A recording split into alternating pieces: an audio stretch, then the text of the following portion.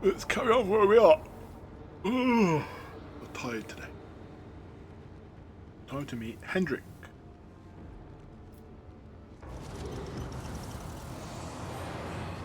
I'm not satisfied with that answer.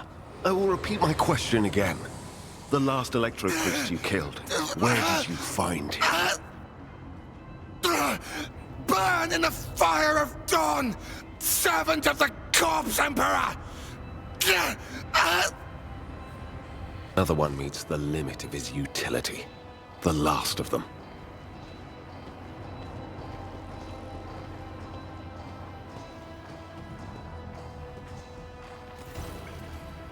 A tall, dark-haired man sizes you up and with a quick glance. A supernatural chill is making the air around him crackle softly. The expensive fabric of his jacket is stitched with gold thread and marked by several reddish-brown stains. A sword and a box hanging from his belt, and the emblem of the Holy Inquisition glitters on his chest.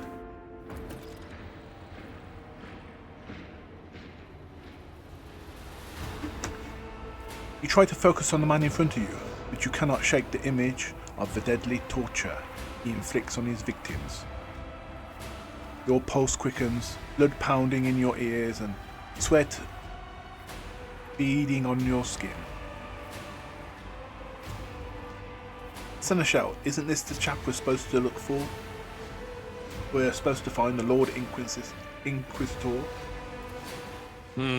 I dare say it is, Lord Captain. Now, if it were possible for the gentleman to properly introduce himself and dispel our doubts. Seneschal?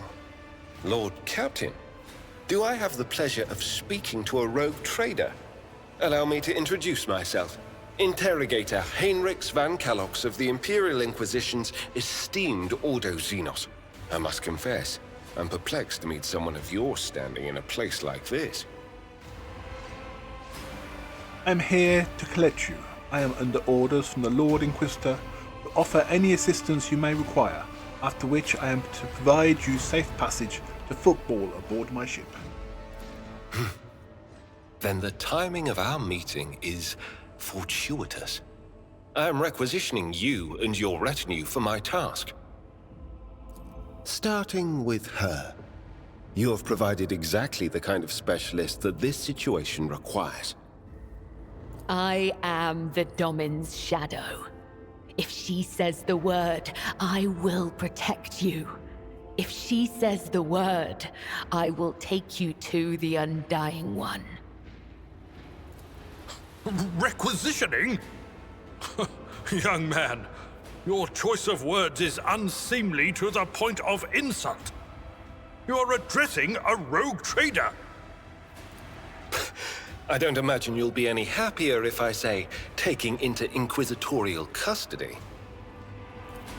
To aid his faithful servant in the fight against corruption is the solemn duty of all whose actions affect millions of the Imperium's subjects. Let your example guide those who will carry the Emperor's light across 1,000 stars. You are familiar with the works of Inquisitor Alistar the Redeemer. Not every acolyte can say the same, let alone people less initiated. Please forgive my lapse in manners, Lady Navigator Orselio. It is a great honor. I came to Rykad Minoris on a mission, which a rebellion prevented me from fulfilling. The governor is convinced that malcontents from among the rabble were the instigators, but I immediately suspected a more sinister presence at the root of the mutiny. My visit to the monastery and a few unhurried conversations with some of the rebels confirmed my suspicions. Someone by the name of Aurora is leading the rebellion. Data indicates that the head of the cultists is here right now, in the sanctum of the ancient reactor. Given the prophecy of the final dawn, and the especial efforts made by the enemies of humanity to seize the monastery, their goal is to gain access to the holy power source's control circuit and trigger a process that, once started, cannot be stopped. In other words, to detonate the reactor, thus being themselves the cause of their much-touted final dawn. blasphemous insanity. The tech priest's visor flashes and turns a bloody scarlet. The soft hum of some activating systems is heard from under his robe.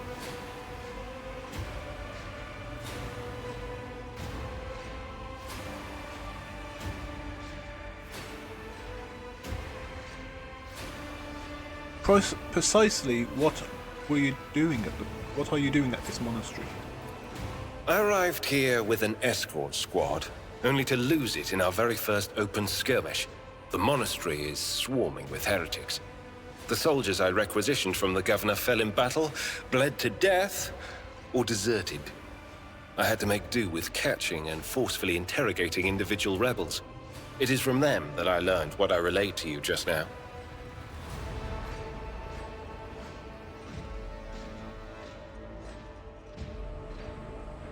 What did you do to him? I convinced him to cooperate.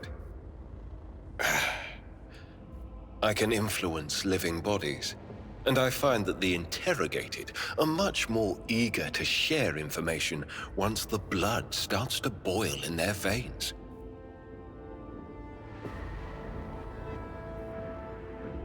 I can help you with Aurora. But let's join forces. Thank you. Regrettably, the governor's people showed themselves to be unprepared for the perils of this place. And extracting blade shards from a person's stomach is beyond my powers.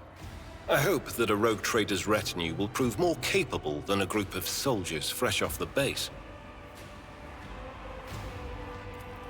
I am positive that not all of the electro-priests within these walls have perished. The heretics spoke of shadows emerging from side alleys to make short work of the cultists invading their abode. I surmise that the entrance to their hiding place is somewhere in the hall near a machine known as the Circular Cogitator. I imagine it's one of the local sacred relics which the electro-priests treat with special piety.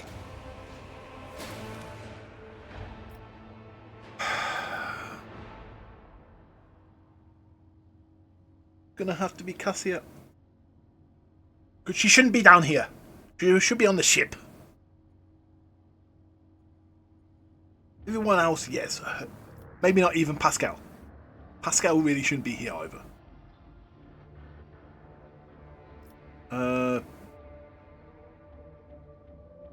But currently,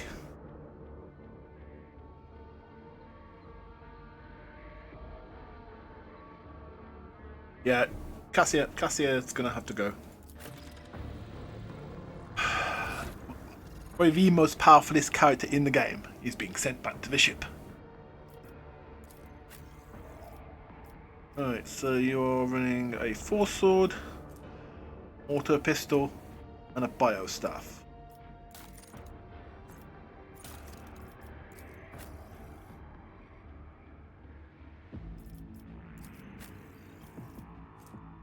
Let's have a look. Force sword. Here's a better one.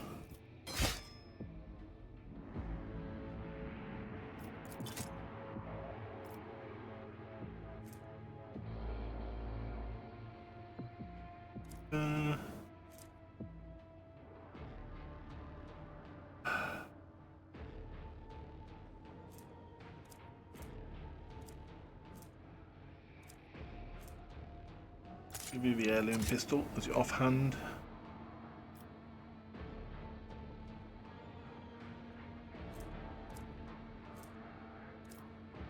Armor.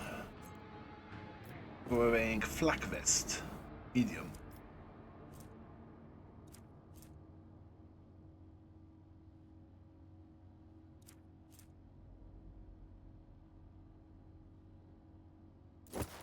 We'll give you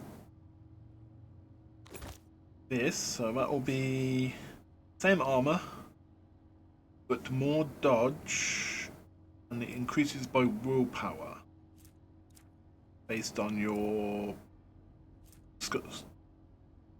high rating, which will be going up very shortly when you level.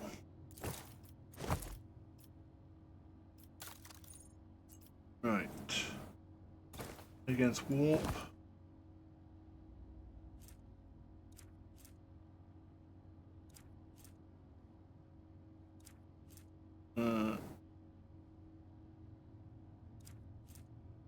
Whether wearer deals warp damage, the character also does burning free. Burning effects inflicted by the wearer have a. So that just does damage using warp, but you also do damage to yourself.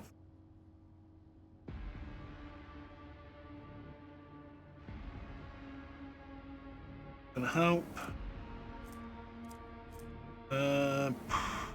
Dogmatic, I believe. Yes. So let's just give you the helmet. So you're going to negate the first critical hits. You're immune to critical hits for the first 3 rounds of combat. Right. You can't use medical bags. Grenade. Force grenade.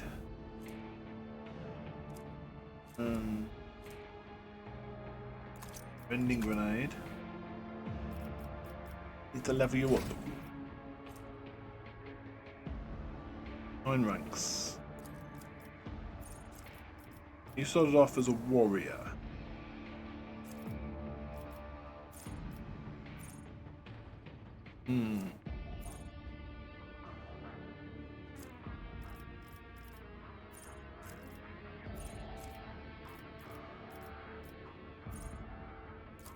Get your psi rating up. Willpower.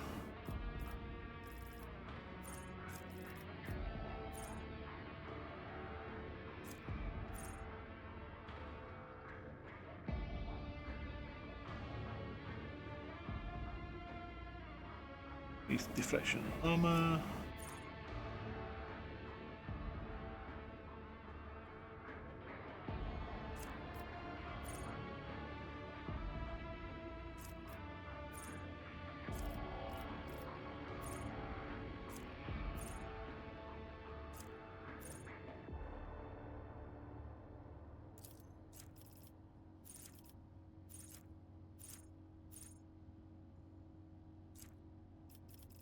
Give you enfeeble.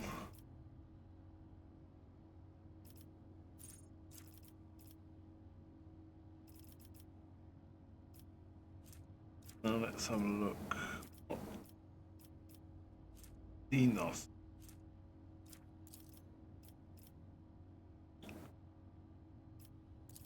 Willpower.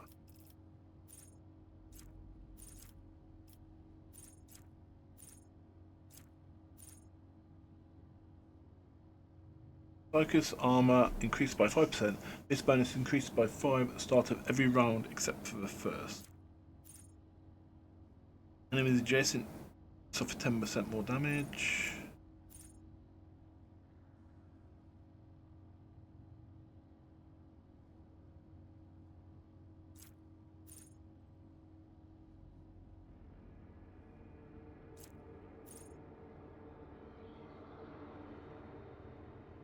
Sucker's crit chances increased by fellowship. Sucks.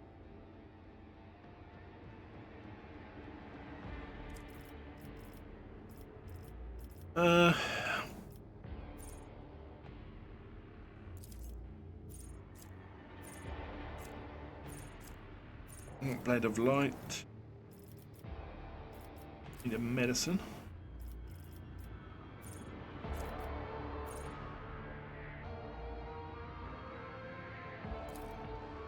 Thick skin.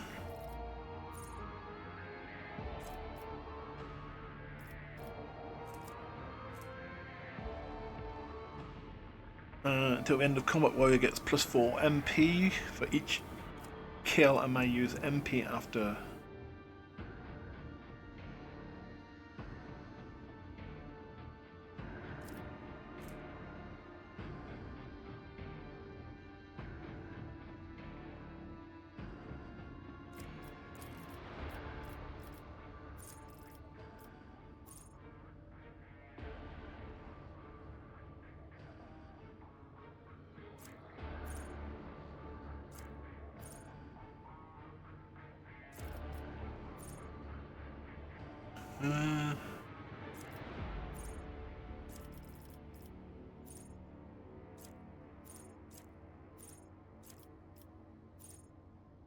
Coming speed, +3 movement on charge.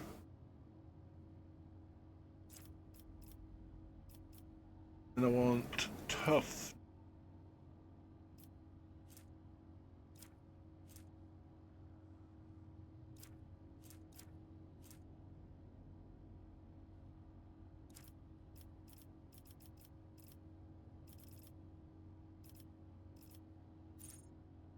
And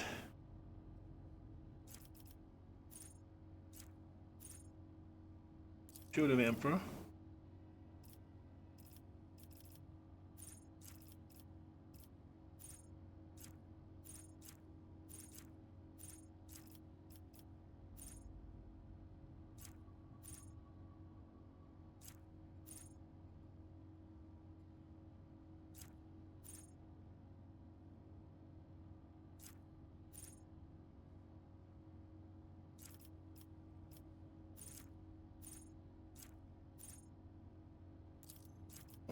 Damage.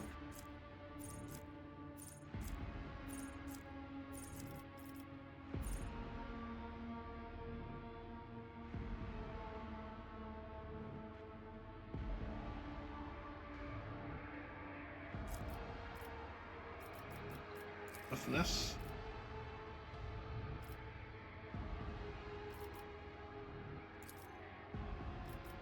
Brown.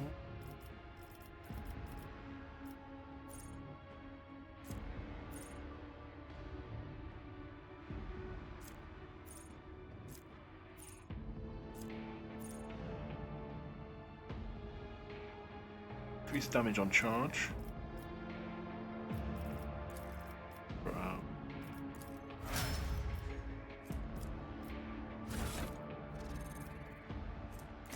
Health kit. Right. Cultist. Auto gun and improved body armor, for which can just be got rid of.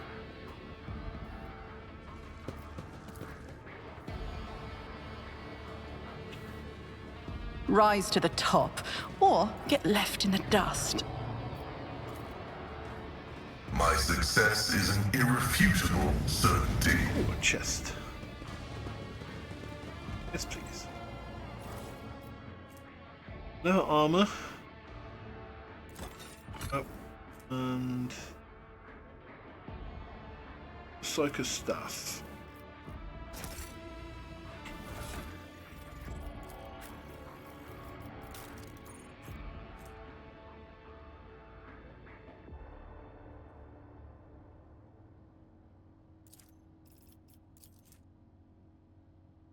And willpower.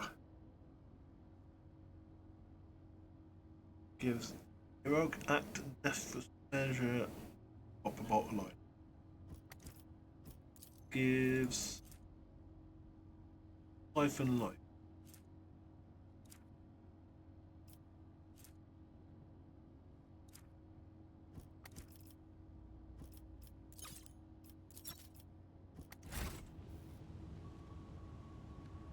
Let us not dawdle.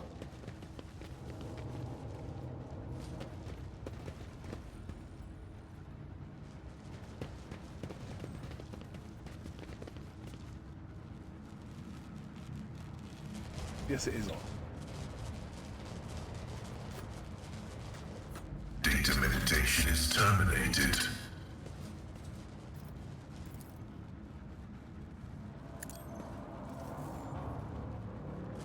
Your arrogance will be your downfall. Stand your ground! Alright, so Pascal.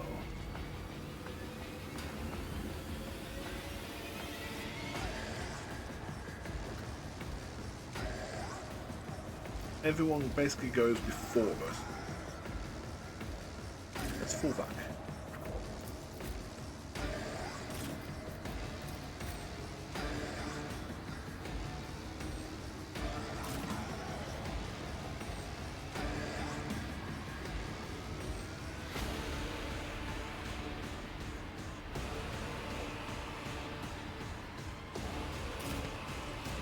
Robert.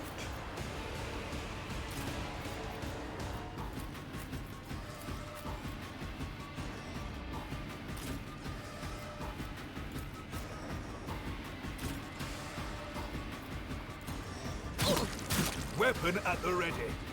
No. Come towards Break the their electric. morale! Stay vigilant.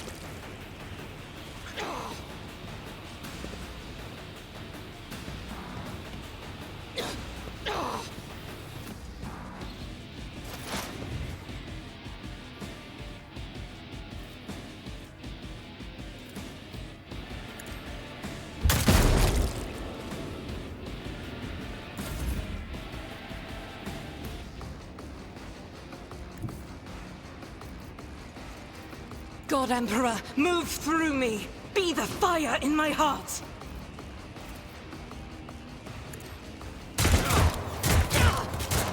This is why I was here. Each strike is a prayer.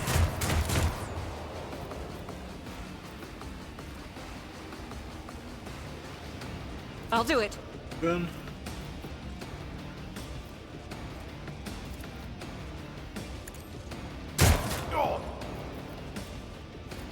Faith without deeds is worthless.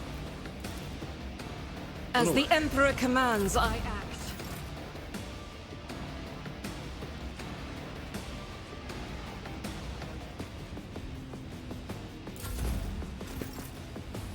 No, you can come to us. He will start buffing himself.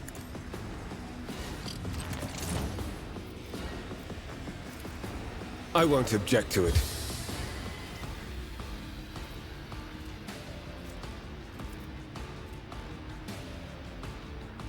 End of combat. Okay.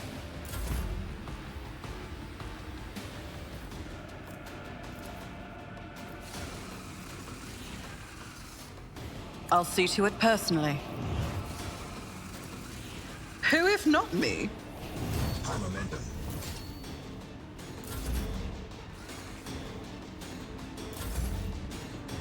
Follow my lead. Pain cleanses the body.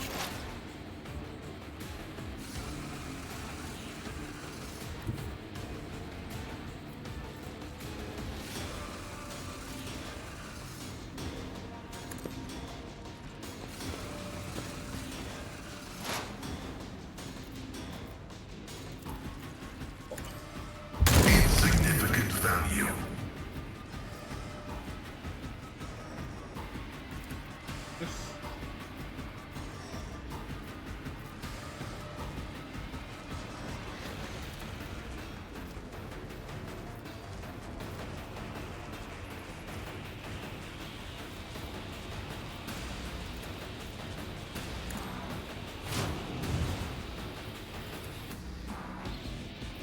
Let the cycle be discontinued.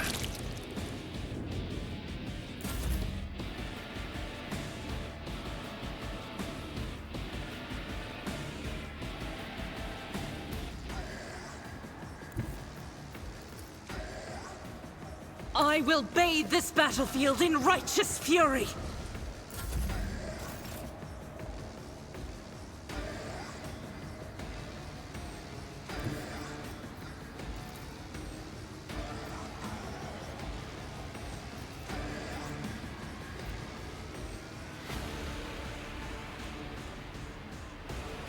You know, Flesh is weak, yet iron knows no pain.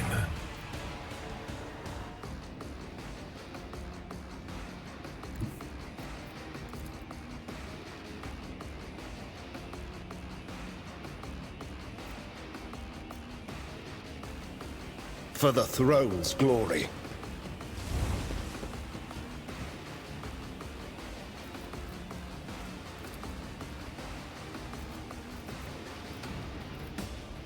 I won't object to it.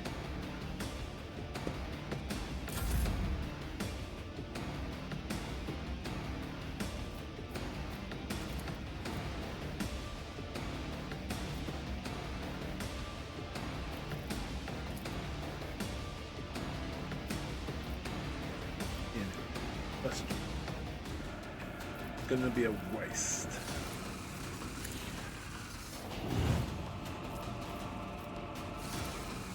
It's as good as done.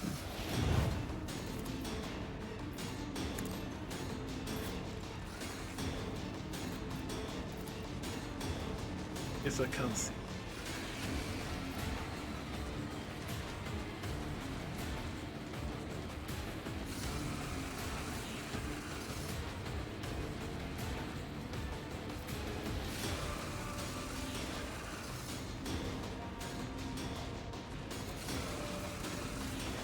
Quest approved. That.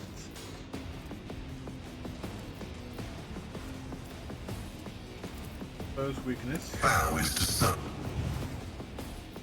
Single shot.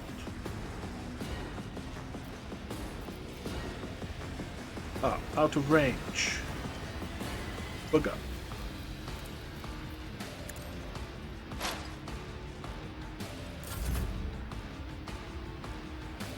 On it. High momentum.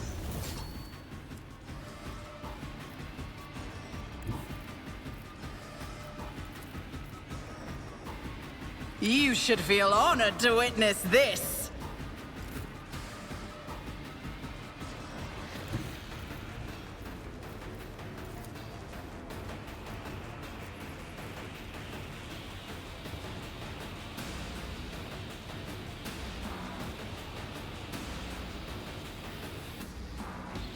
Naturally.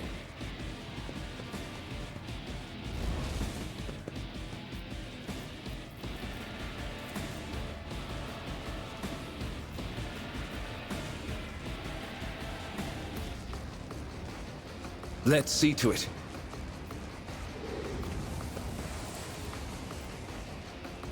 But of course, Lord Captain.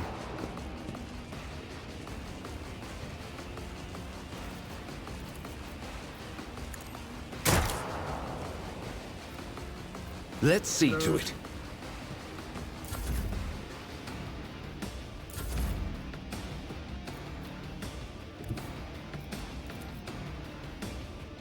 A tactically sound approach.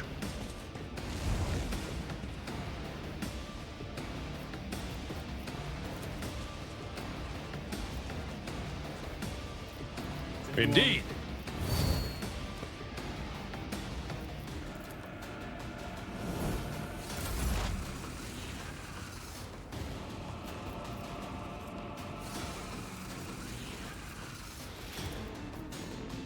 Scriptural prognosis. Favorable.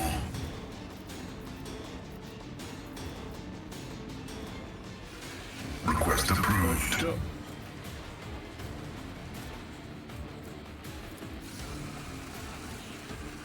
Binary code.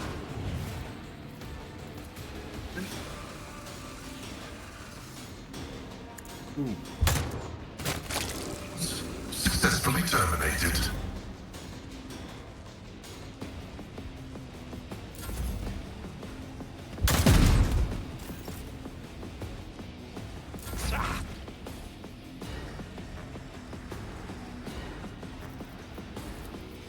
Naturally. I'm done with this one. Oh, my ears are ringing. Right.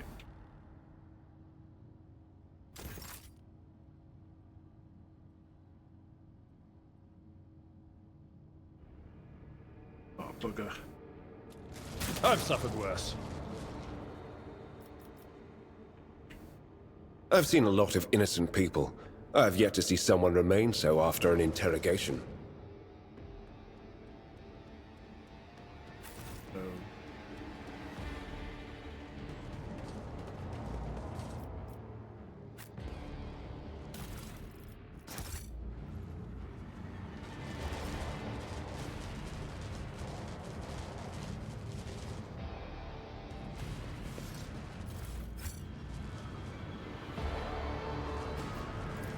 This Explorator is blessed with multifunctionality.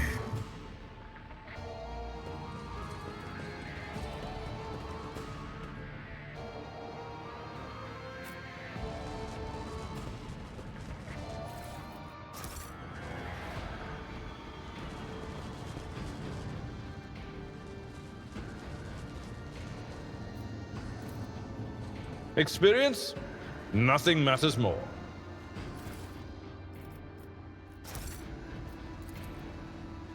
Logic. machine god grants me insight. Multitude of systems are carved into the enormous generator. You realize they are fundamentally tenets of the electro-priest's religion. Standing out among them is the triumph of reason over all other facets of human nature. Compared to naval service, that was barely a challenge.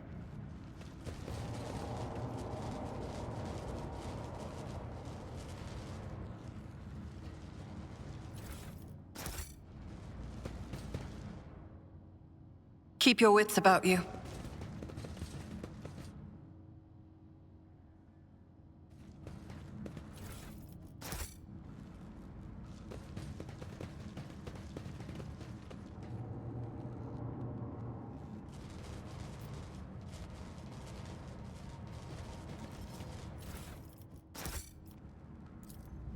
The Emperor favors me today. These dead heretics are different from them.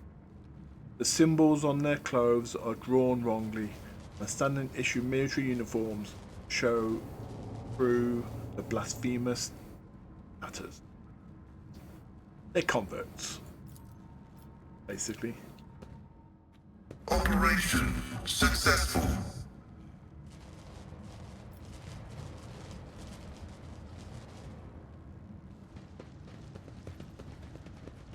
What is it, rogue trader? I left Hendrix behind.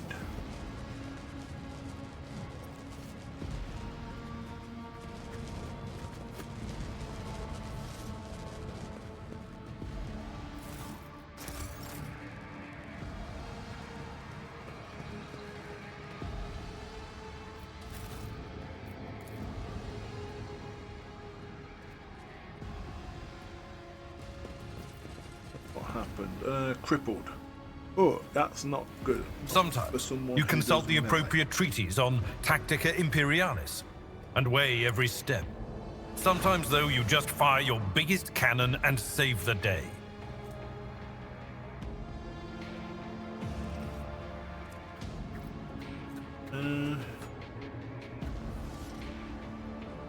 With bleeding, remove one fresh injury. Isn't fresh. Ugh. That's annoying.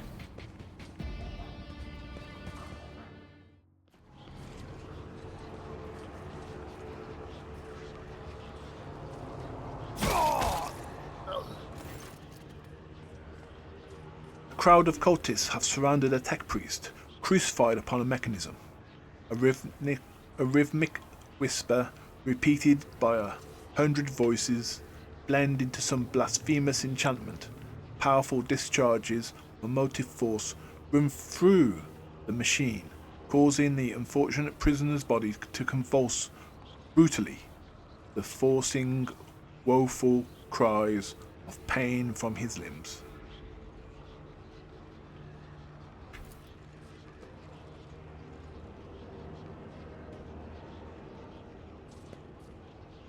The tech priest's hoarse voice echoes under the ceiling. In the clenched claws of stagnation, in the shackles of interim zero, under the iron wing, let the cycle be discontinued. Pascal, echidendrites spring into combat mode instantly, and a wrathful rattle comes from his vox. I am registering a severe violation of the purity protocol. The blessed Aramant has been captured by heretics and is being tortured. Are you sure this is Aramant? Confirmed. I do not observe his face, but I recognize his words. Let the cycle be discontinued, is the blessed Aramant's motto.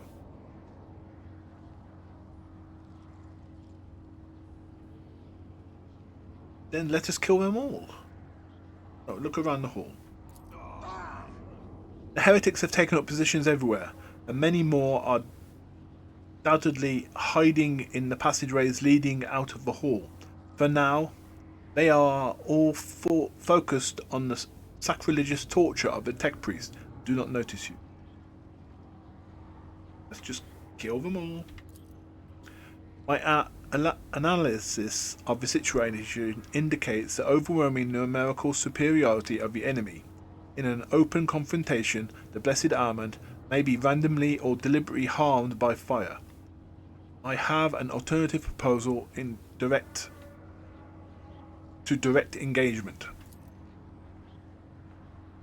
The mechadendrites point to the corpses of the heretics lying nearby. We can use these blasphemers' clothes as a disguise. Unrecognized, we can sabotage the power unit, overloading them, and thus cleaning the hall of heretics. The lightning discharges have charred the cultists' corpses. Whiffs of smoke rise from their empty eye sockets, while contents have evaporated. Whose contents have evaporated. Those clothes are covered in blood of innocence, are cruelly painted over with emblems of anarchy, and the arch enemy, which eludes a repulsive air of soul decay. I shudder with disgust at the mere thought of having touched clothes adorned with unholy symbols, let alone wear it. This is the first step towards falling, a small compromise with evil that will lead to something greater. Is there truly no other way, rogue trader?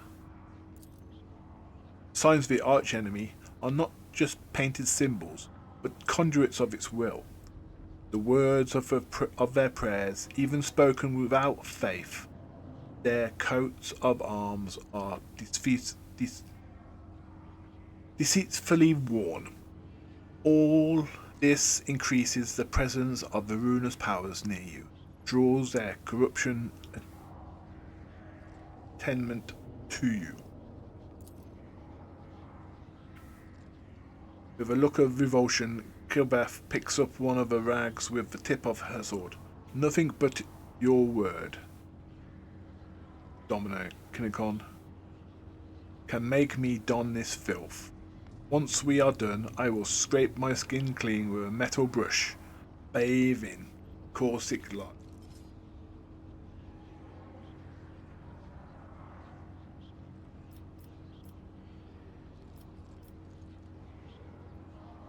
I will not allow corruption to touch you. We will vest ourselves in the faith and kill every last traitor to the Golden Throne.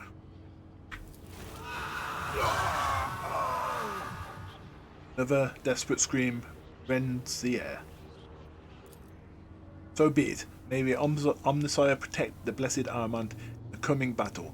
Death to the blasphemers.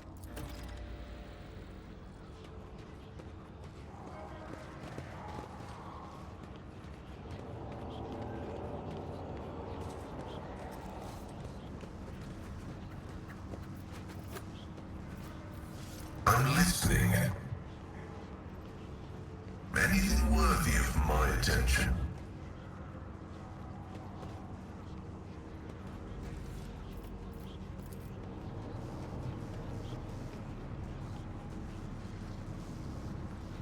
The Omnissiah knows all. Comprehend. I'll make an example out of you. Oh! Your Emperor won't save you. There's the dude's head. Oops. Right, Pascal, say where he is. A couple of cultists first. No one near us.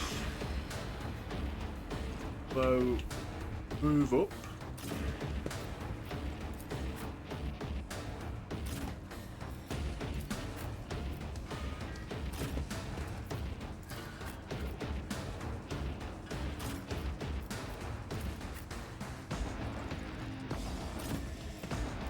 Chaos guides me. Of course, it's groups anyway. Out of my way. I am your doom.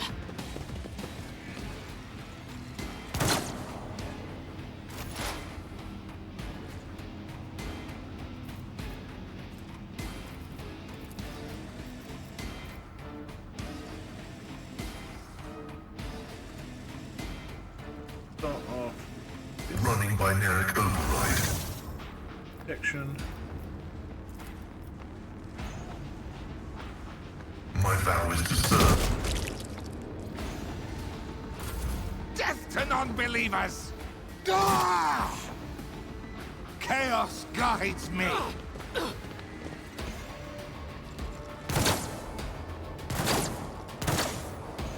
Out of my way! Oh, I really do go after everyone else tonight.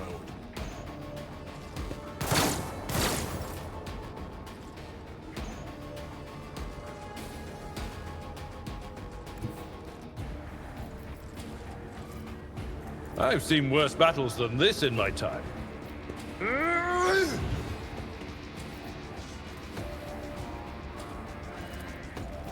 At your beck and call.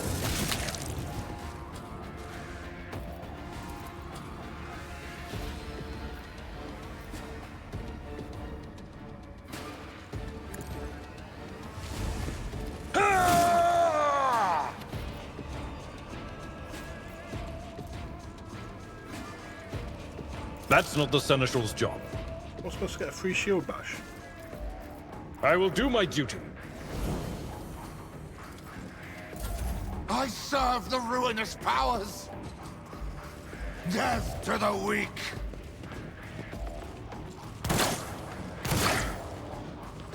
Brace yourself, Abelard.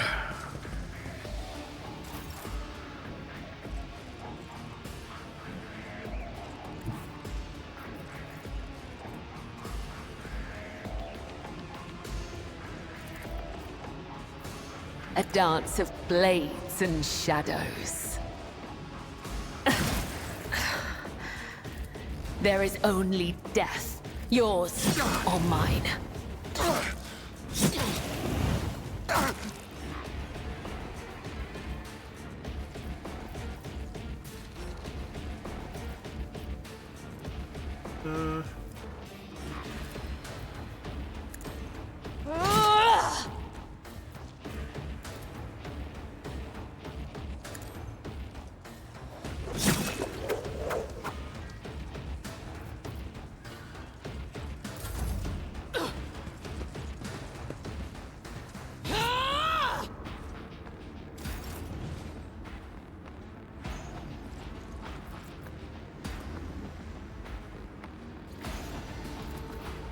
I'll make it happen. Who, if not me?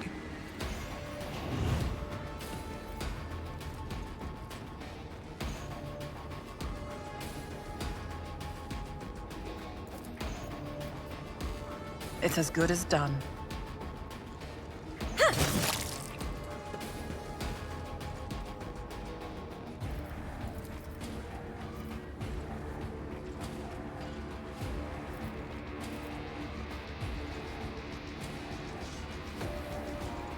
I'll see to it, personally. Ooh, check like On it. momentum.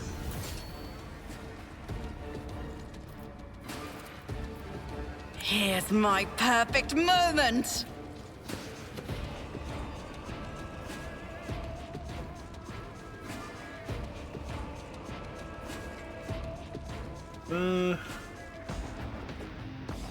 Really wish she showed more movement.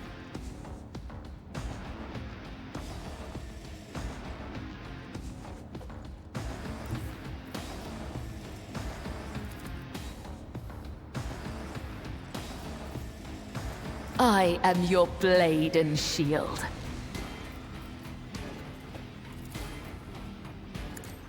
I feel nothing. Fear nothing.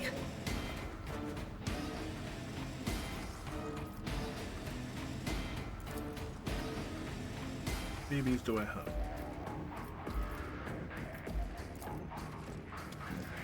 2.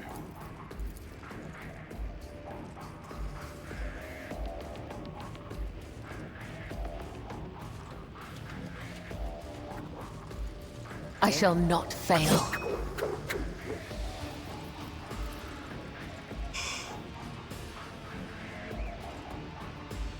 Close, but not quite.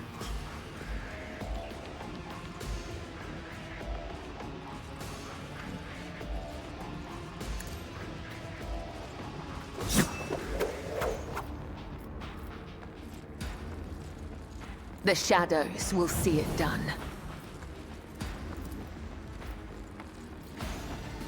As the tenets demand.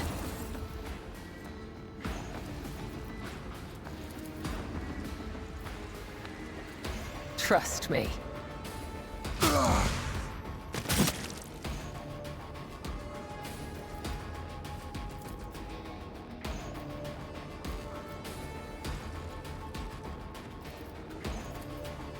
I shall not fail. Trust me. Come, the other side awaits.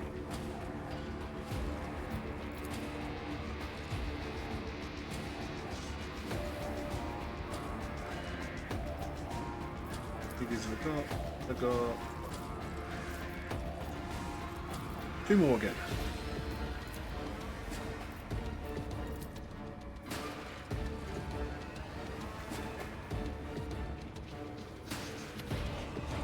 The shadows will see it.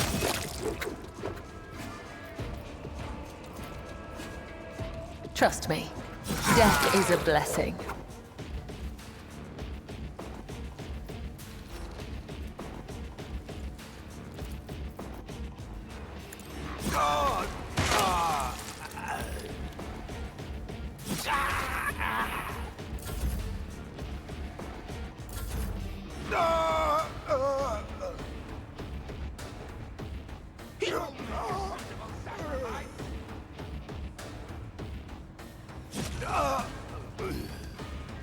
Got a lot here I could potentially.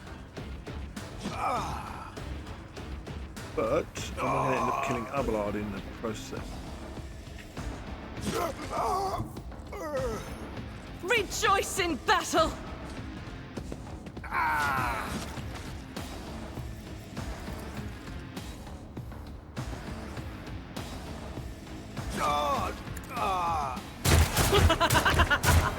This is why eradicated. None can escape the Emperor's judgment.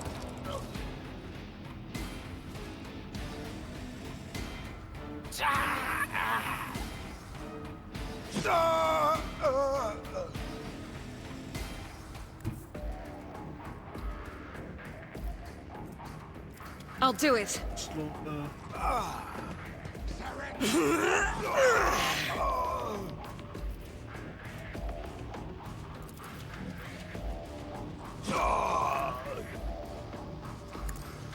Fire. As the Emperor commands, I act.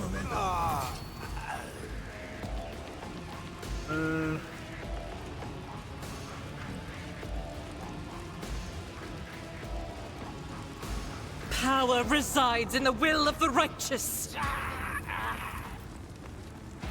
Doubt is for the weak.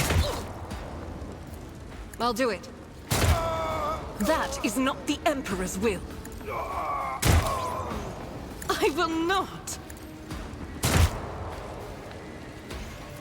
Faith without deeds is worthless. Eradicated.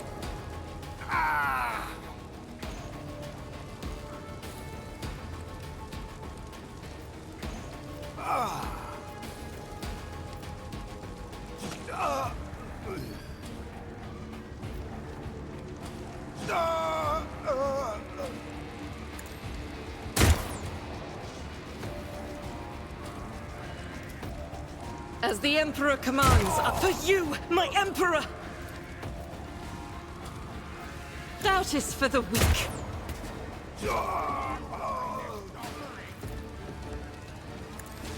Back into some cover.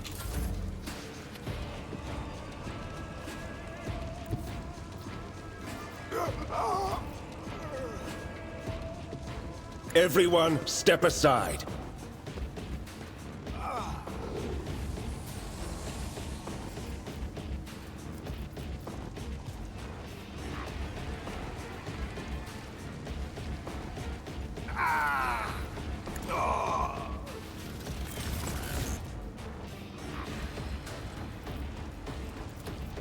Let's see to it. Your reckoning is due.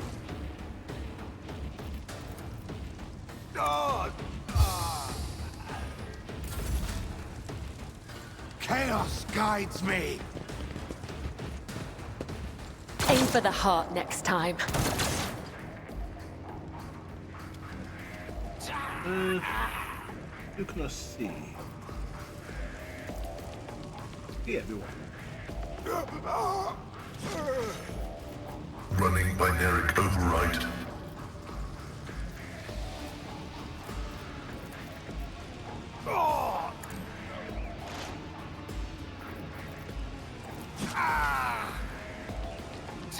Request.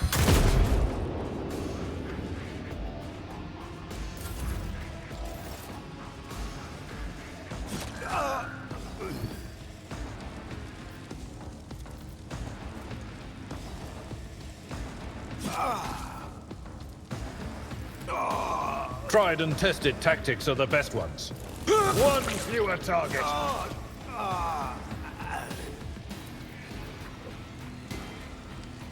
At your beck and call.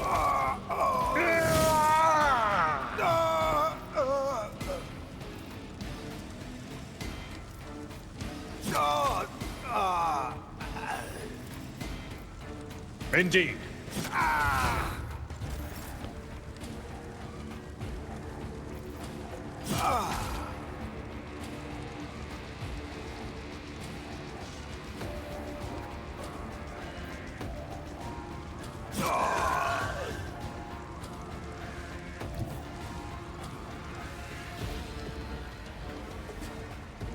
I will leave footprints of scarlet. I shall not let your soul be purged. Trust me. As the tenor come, the other side awaits. Trust me. Death is a blessing. Nice. Nice and finished.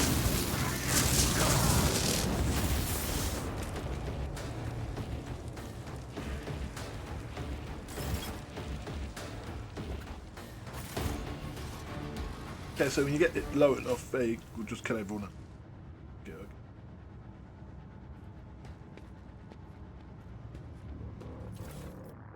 okay. Trash. I'll keep it for now. We'll see how things.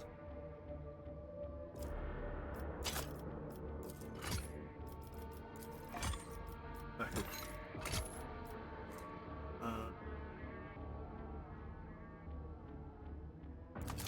Pick one of these. Just in case.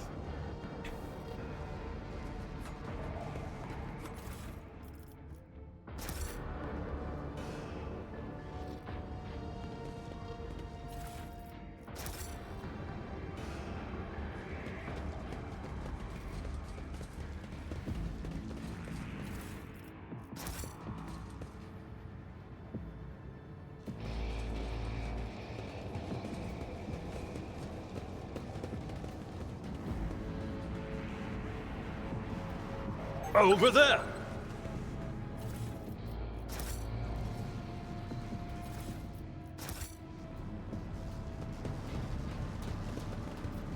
Is there money to be made?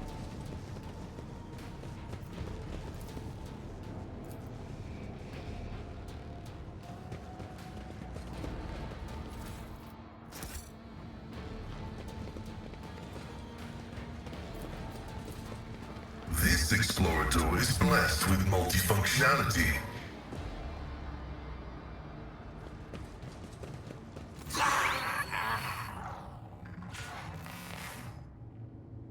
In the cycles of the foreordained, there lurks a flaw of worship. The tech priest's body compulses. Pained, plainly creeps of binaric prayers come from the Vox. As moments pass, the signal becomes less and less clear, as if something twisted and wrong were being added to it. Pascal studies the tech priest's face carefully. Box system moans in a tragic vibrato. Subject unidentified. This is not the blessed Armand. Stranger, I request your name. How do you know my mentor's motto? Who are you, servant of the Omnisire?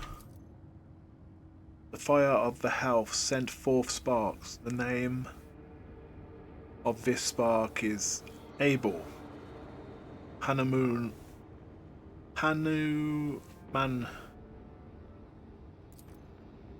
Tech priest looks over Pascal for a brief moment. His speech becomes clear. The echo of my call has reached you. Good. The iteration is at its end. The design is fulfilled. What design? Why are you calling yourself by my name? Was it you who summoned me to Reikland Minoros? What for? I categorically demand an answer. Pascal voice raises in immediate howling, but the delirious tech priest does not seem to understand what he is saying. What design? An intention,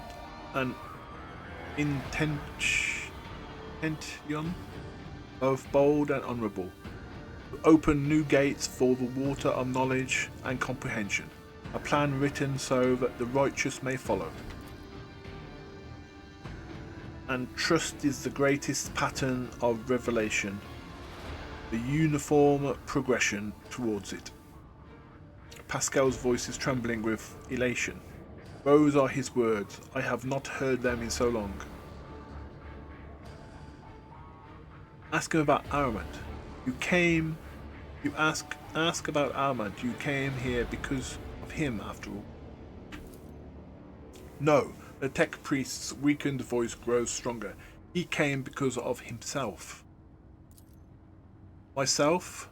To redeem myself, to correct a mistake, possibly, but how do you... There's a look of gentle condensation in Albel's eye. Strange given circumstances. Hubris of a mind spurs him to build monuments to himself. Do not regret, for all is predetermined by the iteration. Devastating cough cuts him off, and you hear a clang of tearing metal from inside his chest. You can talk once we get out of here. A cold premonition breaks the heart. The probability are dark and frightening. Brother, I do not wish to gaze onto them. We are the flame of knowledge that drives the darkness away.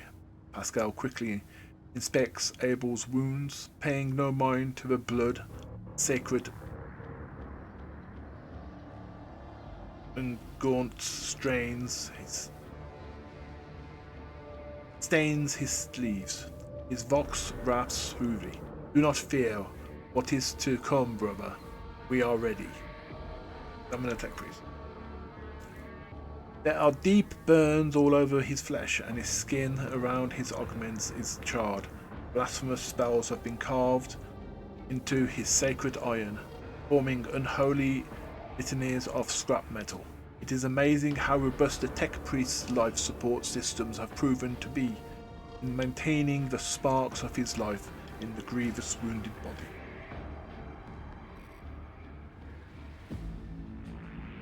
How did you kill the heretics? What technology did you use? The subjects have not been identified and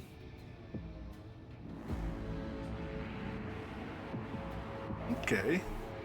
I clicked the wrong one.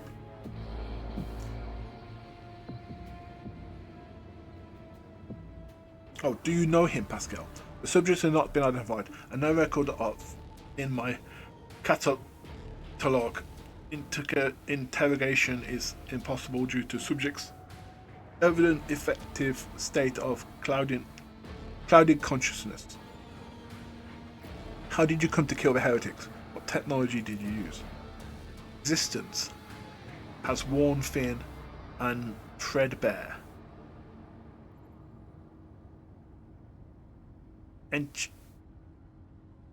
Eschelitz has discontinued the cycle.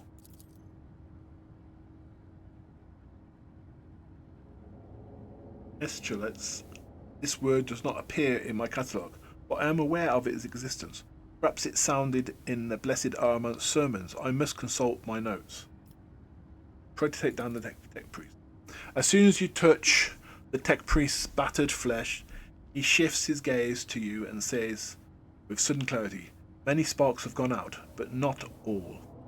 The electro-shepherds are alive. In the darkness, I heard their prayers.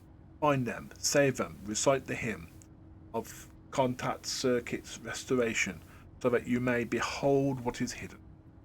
A blast of motive force runs through the tech priest's body. His face contorts in a mocking grimace. Malformation by inherent code repulsively jars on his ears and pulls out of his vox.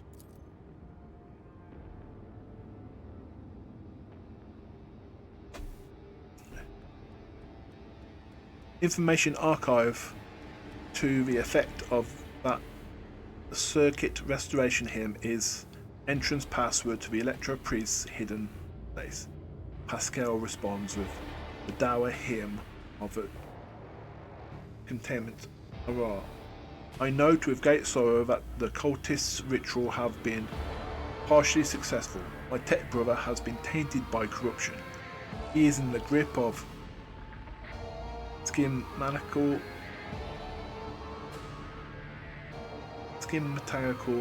and unholy imitation of a machine spirit.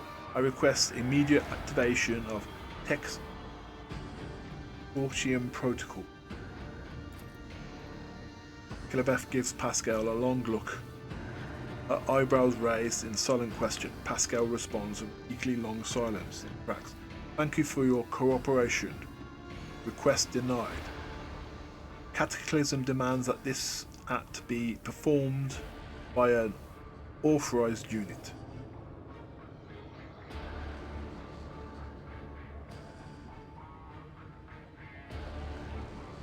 Grant the Emperor's peace to the tech priest. Let the taint be eradicated.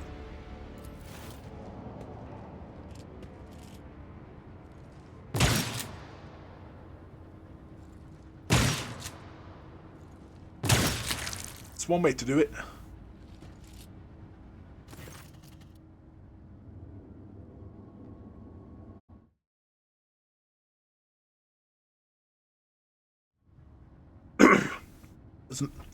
As mangled as it is, the tech priest's body still clings to life. It takes several blows to end his corruption-tainted existence, but even after that, a repulsive giggle is heard over the static from the vox. Pascal's metadendrites touch the dead man's head carefully, gripping his neuroaugmetic in his claw, and extracts it from the socket with the utmost care. The bone skull cracks dryly. The brain matter taints the sacred metal. Rest in purity, tech brother. The knowledge you have attained through your efforts will be preserved and purified. Lord Captain, the Messiah commands a pious mind to strive towards uncovering the truth. Therefore, I will not stop until I find my mentor and uncover his connection to the servants of the machine god. I request the privilege to join your retinue as a rightful companion. I can offer to fulfill the duties of an engineer on your ship in exchange for a right to follow you and conduct my own investigation. Pascal now officially joined the club.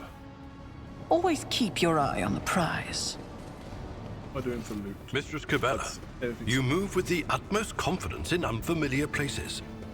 And yet, until now, you've...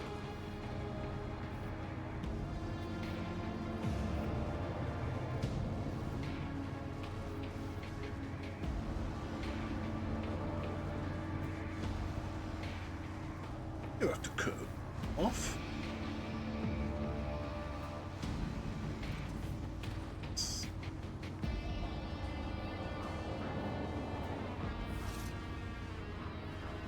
Mistress Kilibeth, you moved with the utmost confidence in unfamiliar places, and yet, until now, you have spent your entire life on a void ship. The circuit cogitator, the Electro Priest's hidden place must be nearby.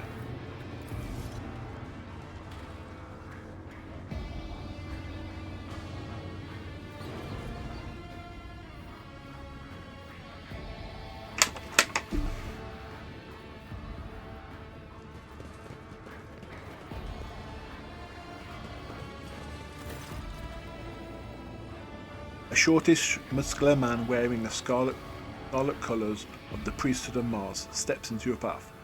The wrinkles on his cheeks and forehead point to his propensity for frequent outbursts of fierce anger, but right now he is showing no signs of aggression. Glowing blue patterns of electric tattoos or electro-tattoos show through his oddly bluish tainted skin. A tight bandage covers the man's eyes, yet he turns his face towards you with no hesitation. He has a sharp, screeching voice, not unlike a bird's cawing. May the charge of your omniscience mercy persist in the hands of the faithful. May the motive force persist in their batteries.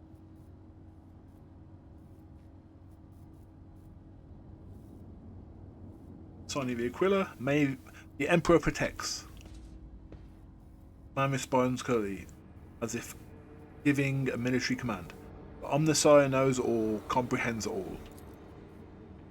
Hallowed electrodynamic concebium receives you, pilgrim.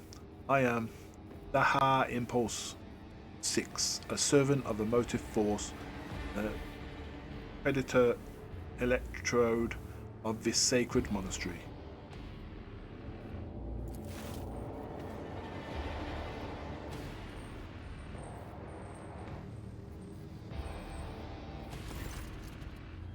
Pascal bows down before the man.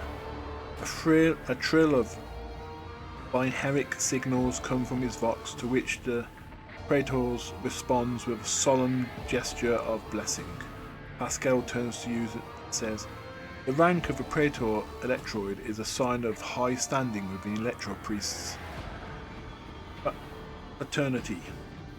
To have been granted an audience is a great honor."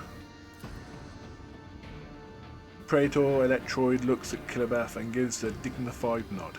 "You have brought an assassin. Good. She will find much work here. You are ready for new toils, blessed slayer." "Always. Can it be any other way?" You have the honor of hosting the rogue trader of House von Valancius. I urge you to show proper etiquette when interacting with the eminent bearer of the sacred warrant. Within these walls, worldly titles are nothing before the motive force. Your deeds, however, speak far louder than your titles, for your path here is sprayed with the blood of desecrate.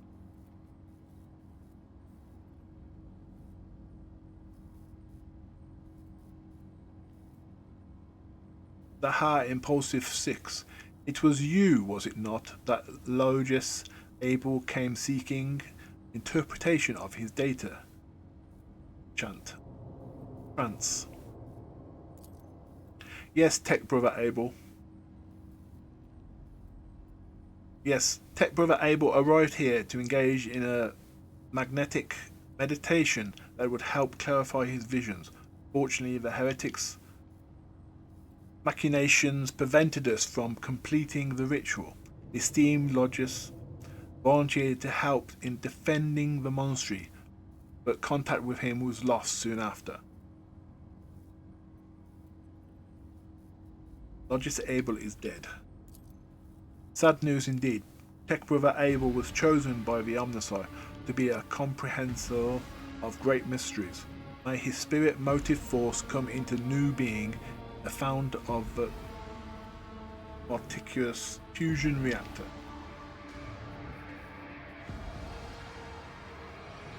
What happened here?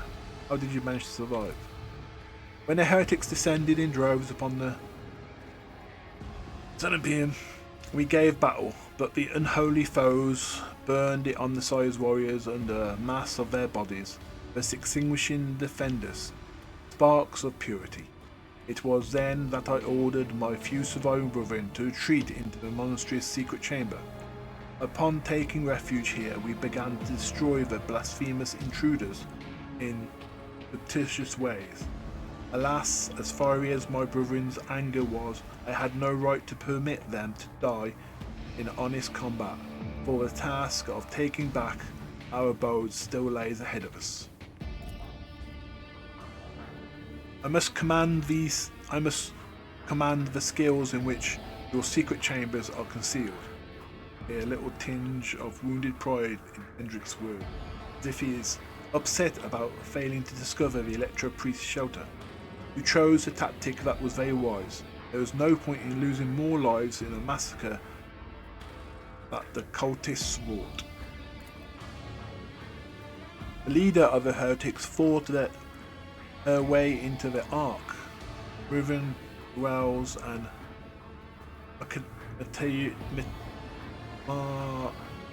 near a curious fusion reactor. She is trying to desecrate the rite of the operation with her unholy litanies, so that the relic may be corrupted and the world of Reichlin Minus may perish in a font of fire. We, the brethren, in their magnetic meditation, are hampering her efforts by chanting access requests prayers in unison, thereby suppressing the commands of the blasphemous enter. The Praetor Electro nods towards his entranced comrade. This holy place will be protected against the sacrilegious practices, I swear it. In the monastery, I was attacked by people who looked like Electro priests. That is a lamented mistake. We knew of no help that was on its way. We were not expecting to encounter any allies in the monastery's chambers, but I see that you are alive, and I mourn the senseless death of my brother. I wonder if you would be so touching mourning the Lord Captain's death, or if such sentiment would have only been awoken by the sound of our void ship delivering a punitive strike from orbit.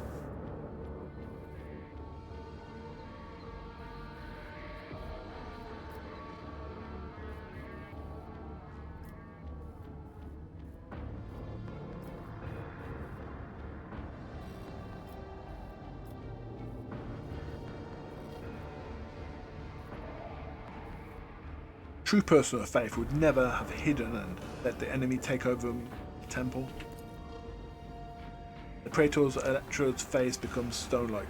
My body is brimming with the fury of a motive force that wants me to unleash upon the heretics who have dared to desecrate my temple. But this is pride, and it is incompatible with my rank and my duties. I wish to get to the holy reactor.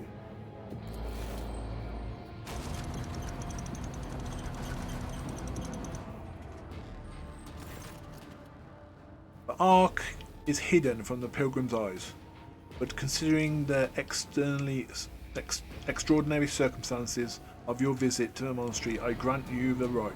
The hall that leads to the High Requiem has been barred by the enemy, but I will open a secret path for you. Enter the Ark and experience the motive force program.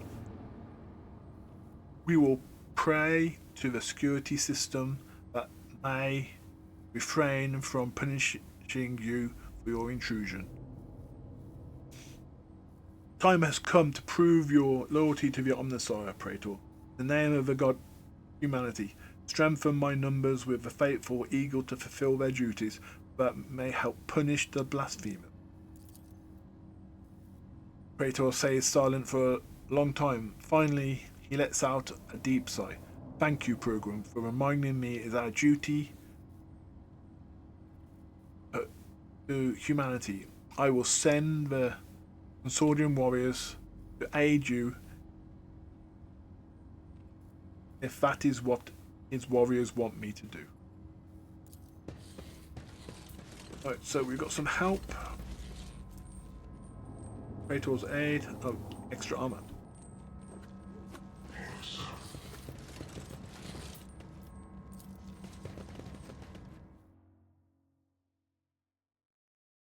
Room a bit colder.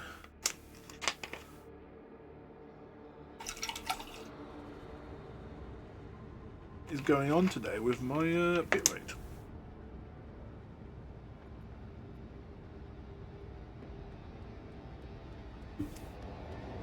Right. I always have a backup plan.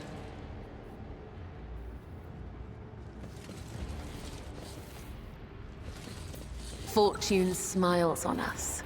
An ill omen.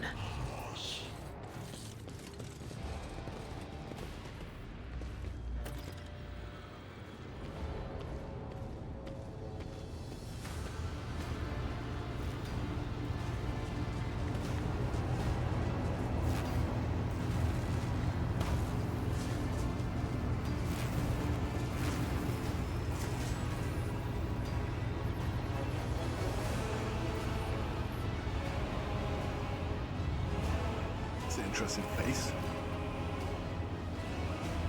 The face of a woman who stands before you is hidden behind a grotesque barred mask, yet the voice pouring out beneath it belongs to someone else. It is the husky, somber brass of a void wall, the border of ships. Now, how predictable your path is, how static. All the possible deaths you have skirted, only to perish here, in the fiery temple that will mark the final dawn. The woman turns the mask at Pastel and glows. You have arrived just in time, little cog. The schematical use of regalia like a mask to subdue the reactor. Pascal's box rasps musingly. A cog. I cannot comprehend why apostates try to insult me by comparing me to the sacred symbols of our faith. It is irrational. His visor lights up the crimson herald of bloodshed. And his drilling mechanism writes whirl viciously as it readies to strike. The sacred cog grinds all corruption to dust. From the dust it will build order.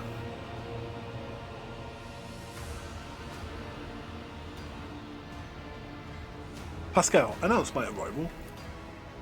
Pascal lets out an intimidating binhemic trill and announced grimly, with the omniscience blessing, the road trader von Valancius has come before the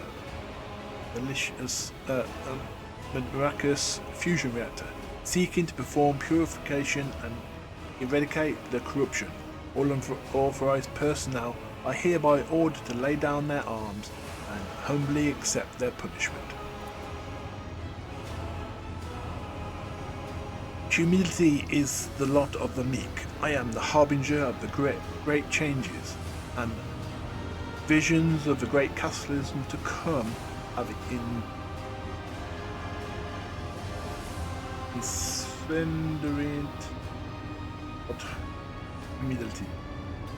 incinerated what humility I had in my heart. The woman's voice breaks and shifts to a different pitch and timbre. A young martyr's voice, young, fervent, and in pain. Time has all but run out. I can hear the fist of the future knocking at the door of the present. Choose quickly what you want to be when it walks in. Blind slave to what is gone, faithful servant for what is to come, or a corpse. I would take some time to wrest from you the details of future that the cults prophesied.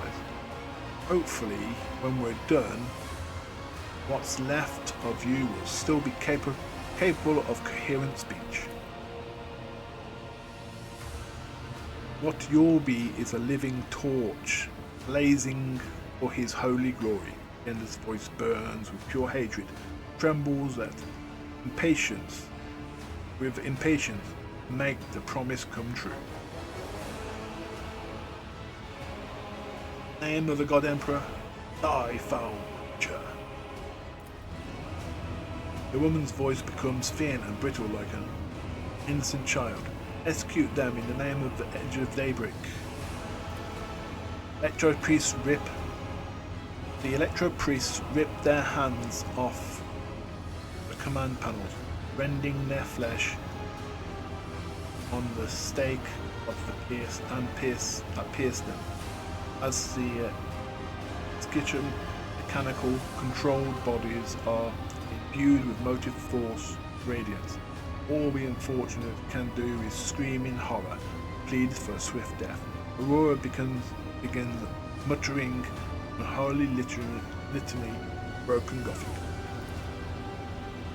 Cannot make out her blasphemous words, but the name the heretic keeps repeating, the Edge of Daybreak, digs into your hearing like a blade into defenseless flesh. Sounds is almost physically painful. Spawns strange and impossible phantoms in your mind. However, you manage to muster the strength and banish it from your mind.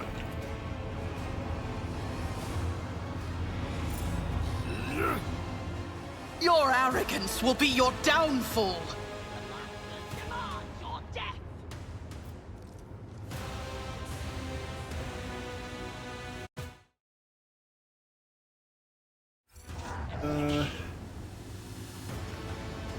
Large number here. Large number here as well. Who's going first? They are. Killer Bethy. 1.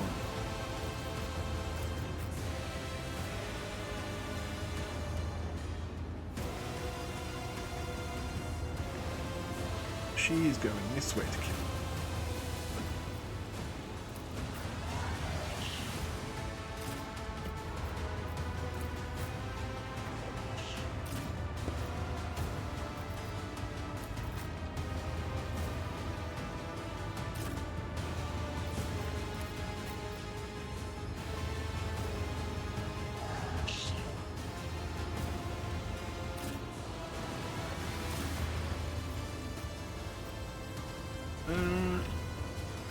Got 2 going one way, the rest are going the other. Oh no, I was going first. Oh, bloody hell. Right. I'll see to it personally. Boost.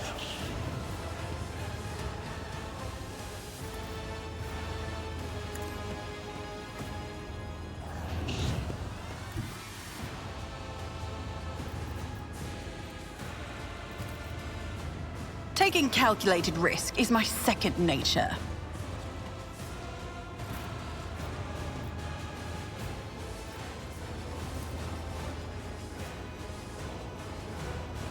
I'll do it.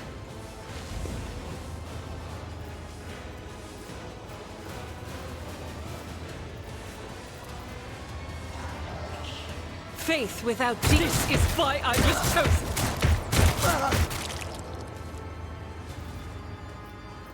I'll do it.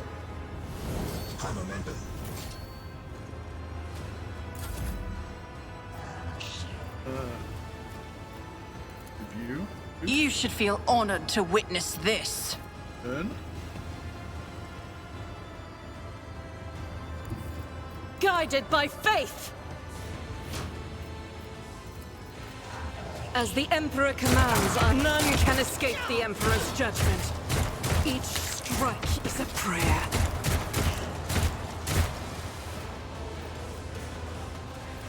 Doubt is for the weak. I'll do it.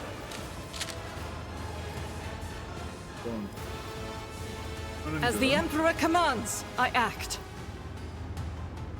over here. Switch to Flamer. God Emperor, move through me! Be the fire in my heart!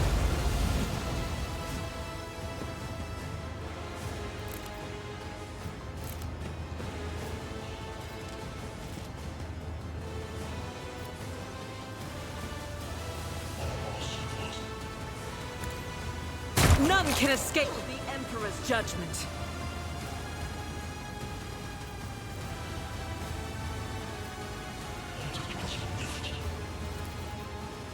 And we'll frag him. Each strike is a prayer.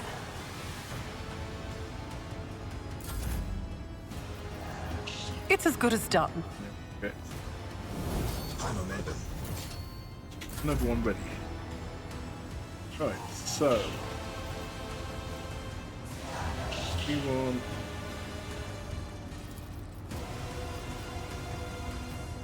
good oath on you.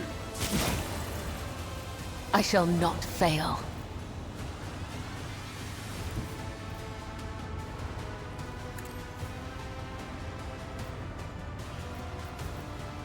As honor ordains.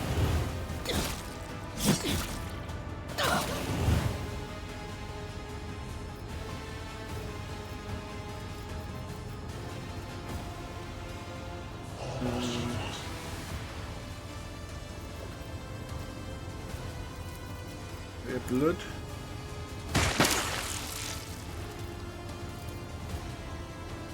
The shadows will killing brings me no pleasure.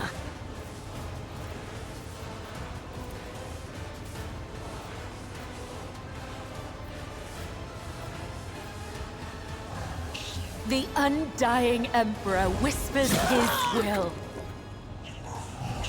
Let your soul be purged. Death is a blessing.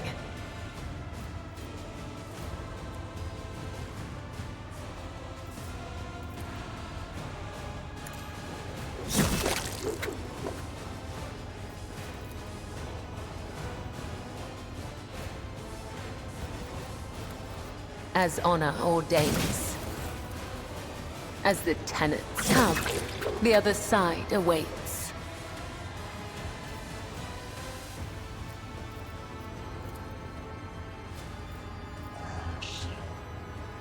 As honor ordains. Caught by the web. Trust me. I will not die in dishonor.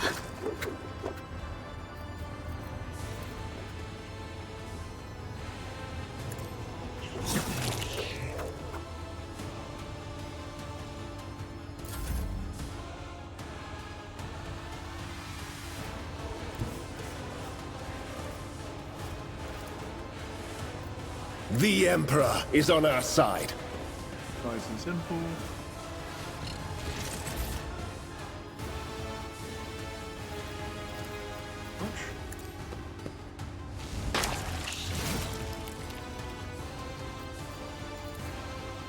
But of course, Lord Captain.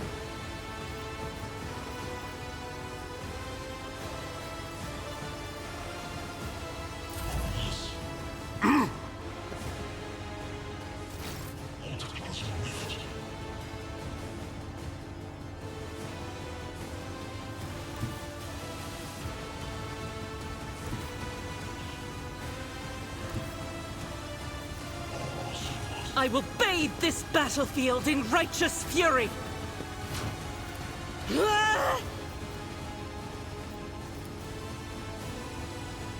Faith without deeds is worthless. This is why I was chosen! For you, my...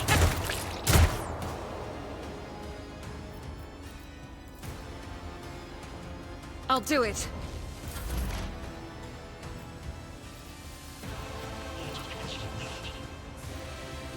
Let's go skinny. Don't look like.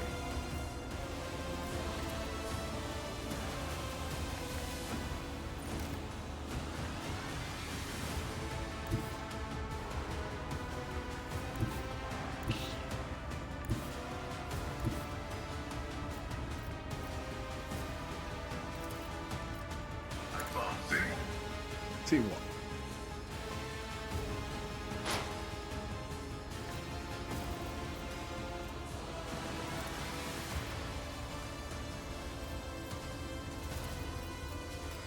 Running binary code. Your Messiah condemns you.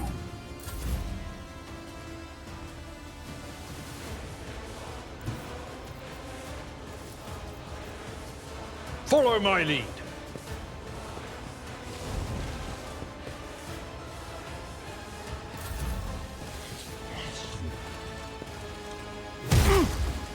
Kill Stealer.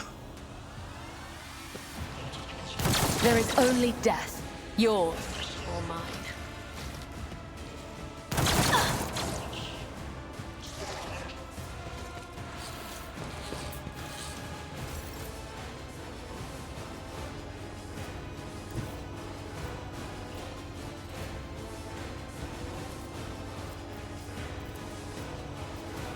I don't need luck. I have strategy.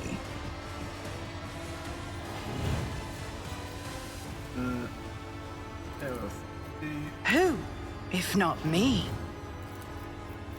I'll see to it personally. It will be done. At your beck and call.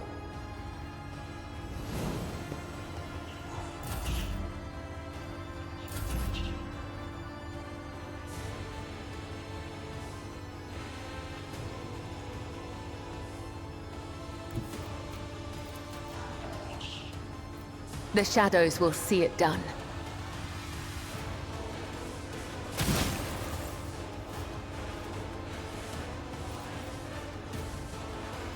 As the tenets demand. Death is a blessing.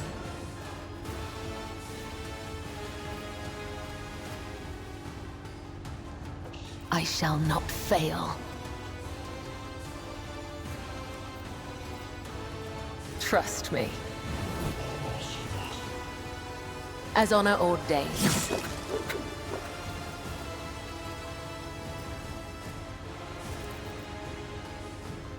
As the tenets demand.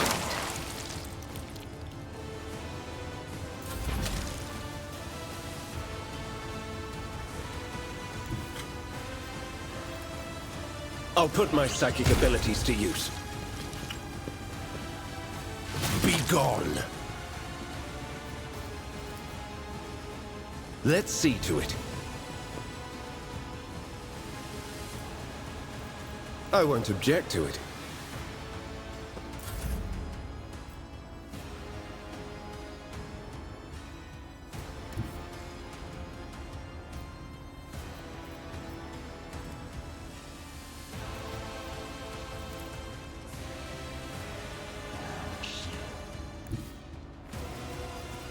Rejoice in battle!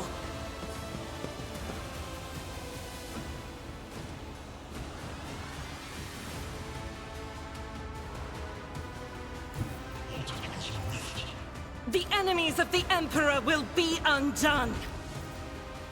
Doubt is for the weak. As the Emperor commands, I act.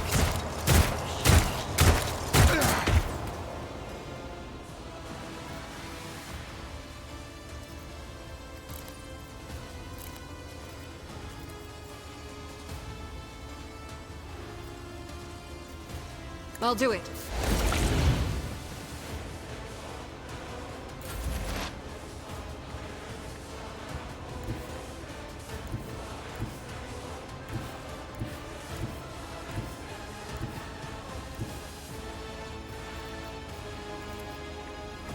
Activate calculated fury algorithm.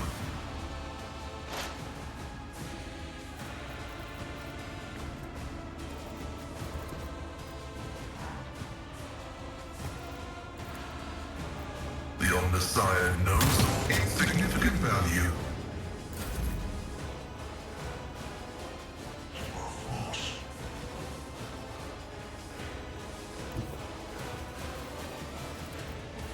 Victory is imminent.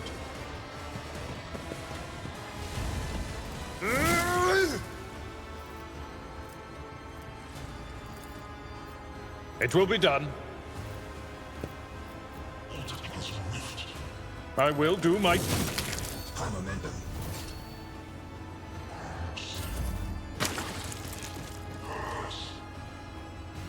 I feel nothing. Fear nothing.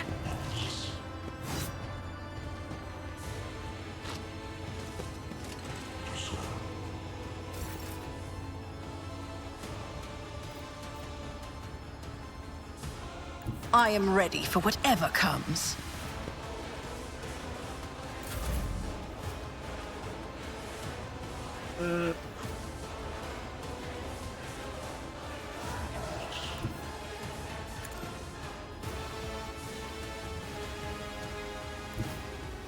Death comes in silence.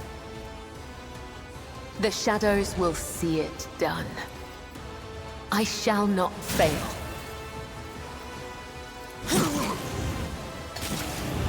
Killing brings me no pleasure.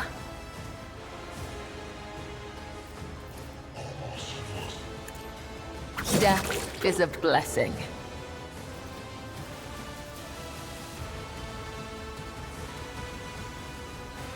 Trust me.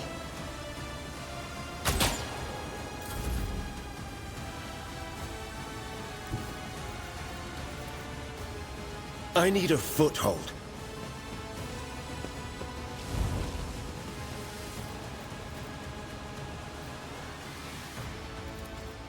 Let's see to it.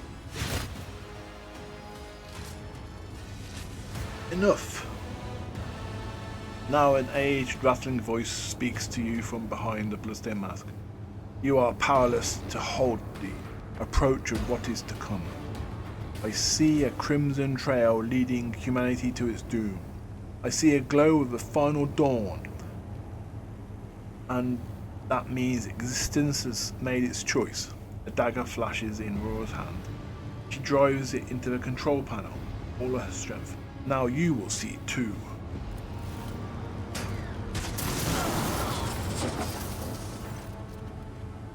A blinding volcanic arc bursts forth from the broken control panel and strikes at Aurora's uncanny mask. Its metal heats up, smoke billows from the bar. With a howl, the cultist collapses. The light is gone. Was that it? The final dawn? But why was it so different from what our teachers promised? Aurora shakes her head blindly. Her voice is now the voice of an ordinary middle-aged woman, frightened and in pain. You will pay for this. You will. You. The woman's body grows limp and collapses to the floor.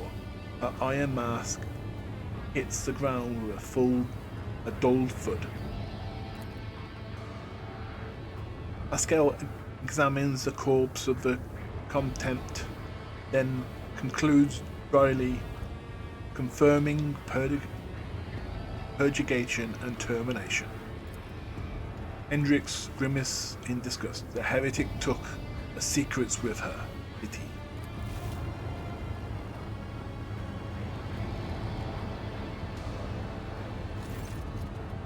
Hendrix approaches Aurora's body and leans over it.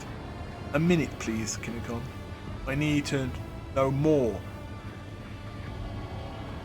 I need no more than a minute. Examine the control panel. The cogitator is probably well beyond repair, but your attention is drawn away from the sacred machine and towards the dagger sticking out the control panel. On close inspection, it turns out to be the lavishly decorated handguard of a sword whose blade has been pried out. Its pommel is decorated with a strange adornment as resembling an eye covered in a gold lid. What remains of the blade has a bluish sheen to it, same tint as Conrad's weapon during the final mutiny on Void Ship. This is no human-made object. It was grown from wraith bone, material favoured by the Eldor. As you lean over the shard, you suddenly hear a multitude of voices. They blend together, and individual words are distorted, as though they are mocking your attempts to grasp their meaning. The nagging whisper is like a burning red scratch of an unholy claw upon your mind. Hendrix, take a look over here. Is this by any chance what you're looking for? Hendrix raises his head and gets up and makes a wary face as he carefully examines Aurora's weapon. This unholy object is the work of inhumane hands. Judging by the cold I am sensing, it is a tool of the archenemy. I am most grateful for your vigilance, Kinokon. Hendrix takes the strange blade out of the control panel and studies it for a few seconds.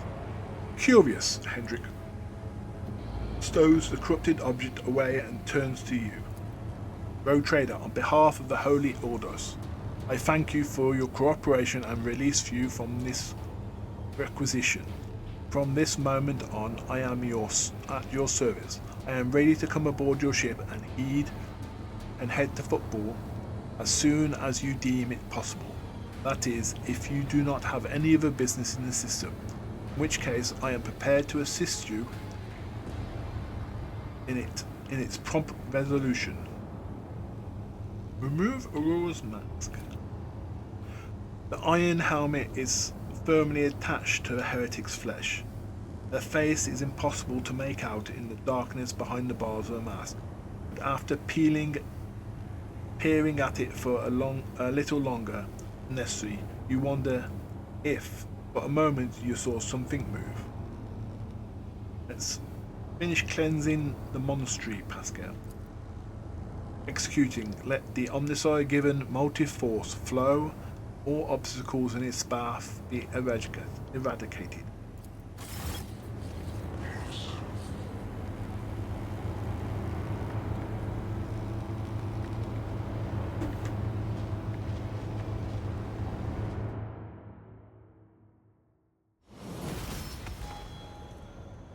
Gain the level. Right.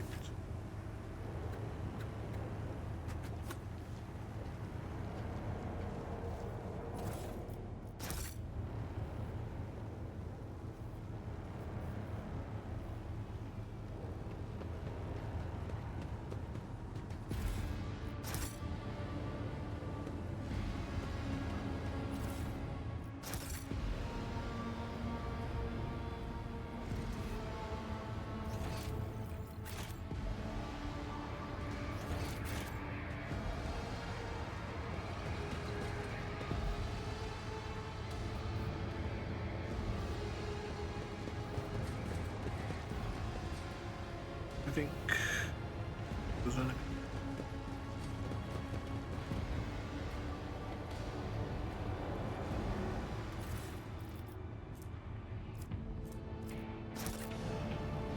blasphemous prism.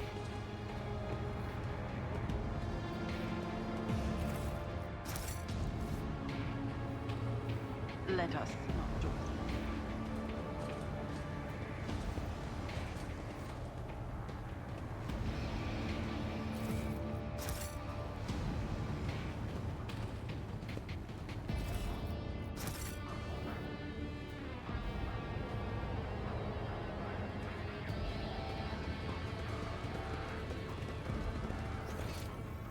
All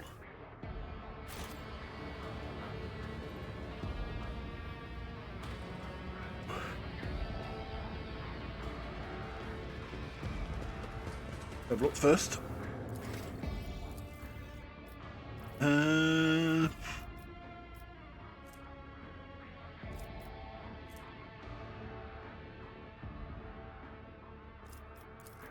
Toughness. Right.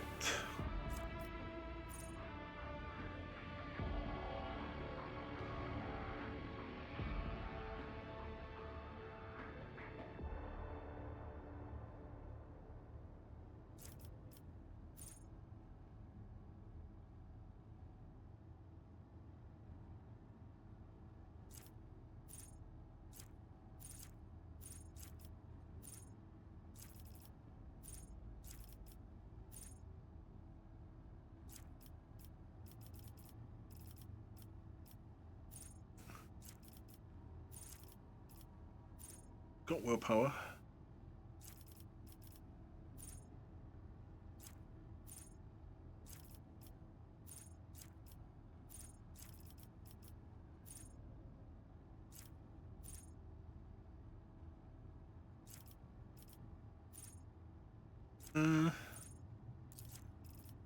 It will not die. The dodge is all.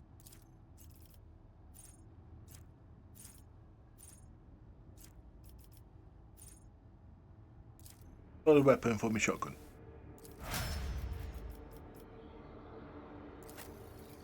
Right. Overlords. Agility.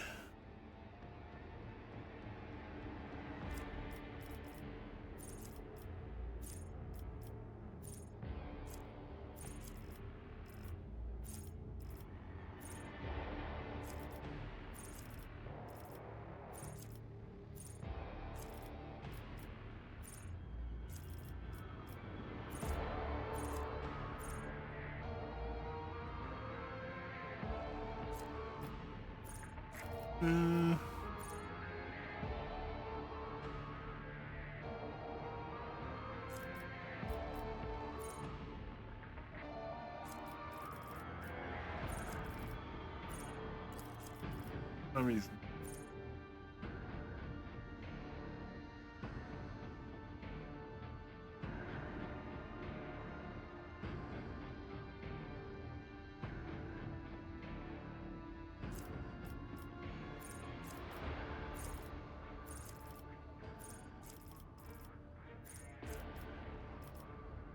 Or I can give a skill. That's all better.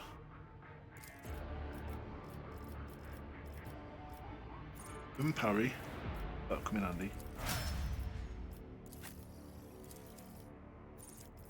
Right.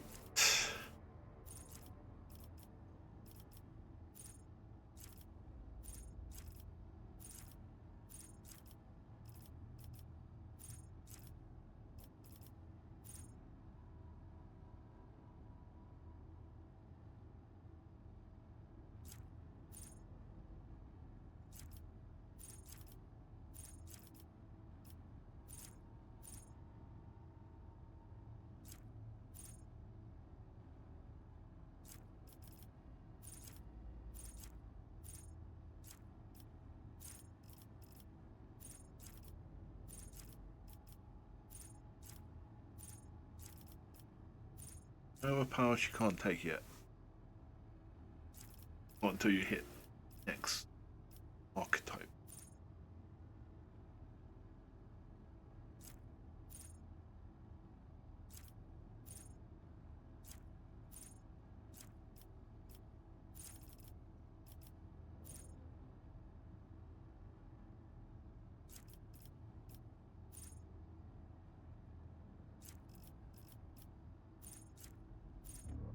Big bolt.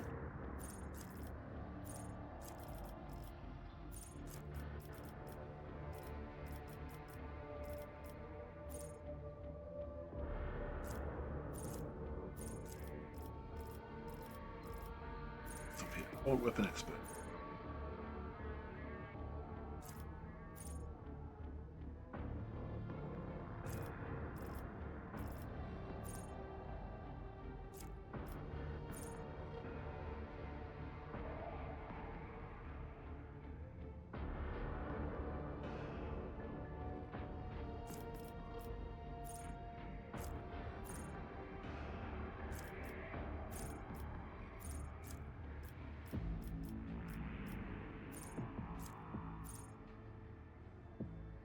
Beast.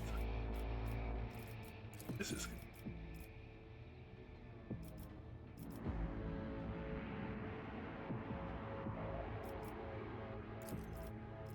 no, we'll go set a flame of mastery.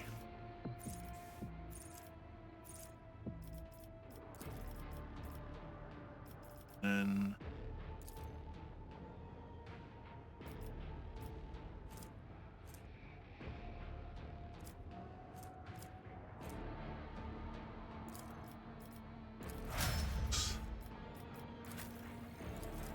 Right. No point. She does not run on toughness.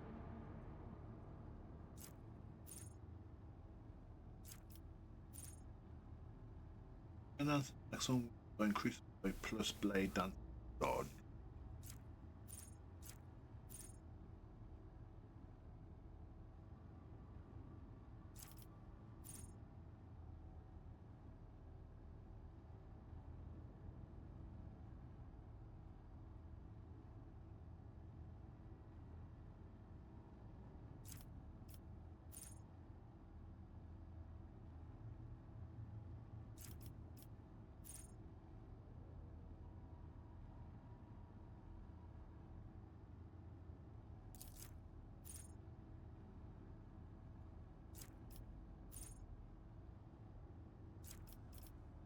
Blade Dancer has two swords weapons.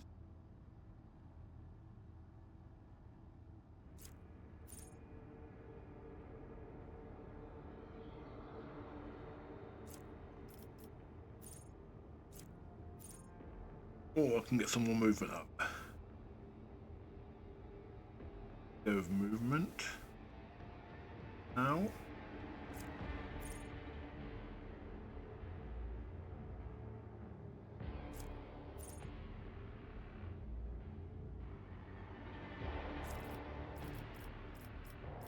Oh. No. Blade is my hand. More damage.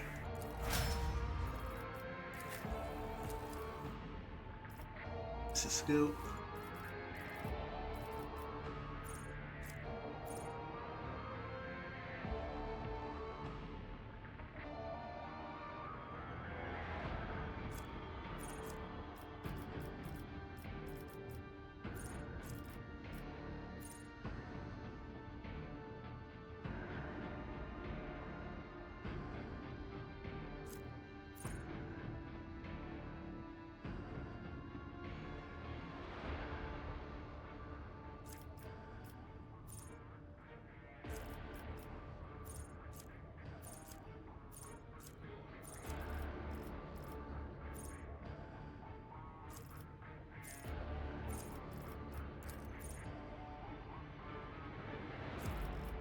Perception, but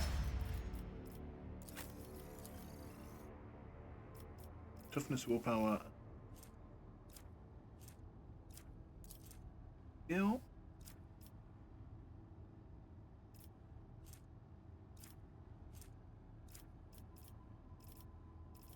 Then, oh,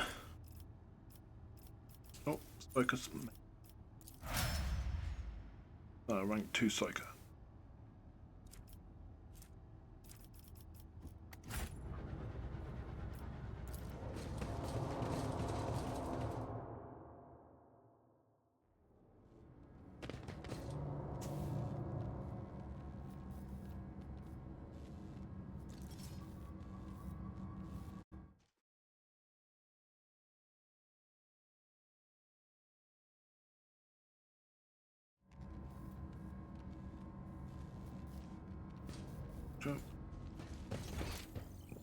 Where's a box?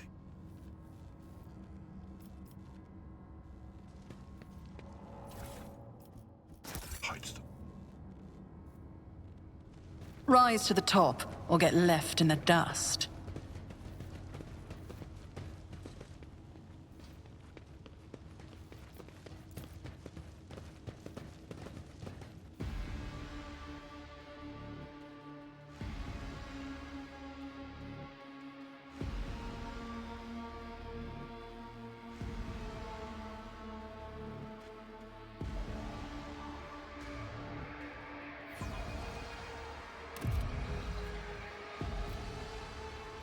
Anything up here? No.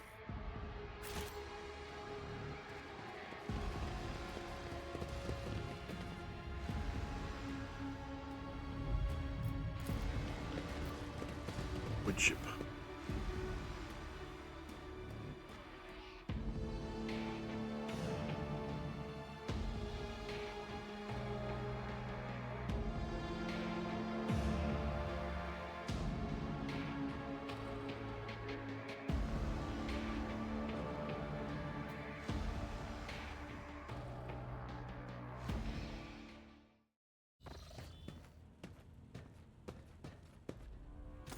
Rogue Trader. I was somewhat brusque at our first meeting, and I would like to make up for it by expressing my thanks for your assistance in the electrodynamic Cenobium. Your arrival could not have come at a better time.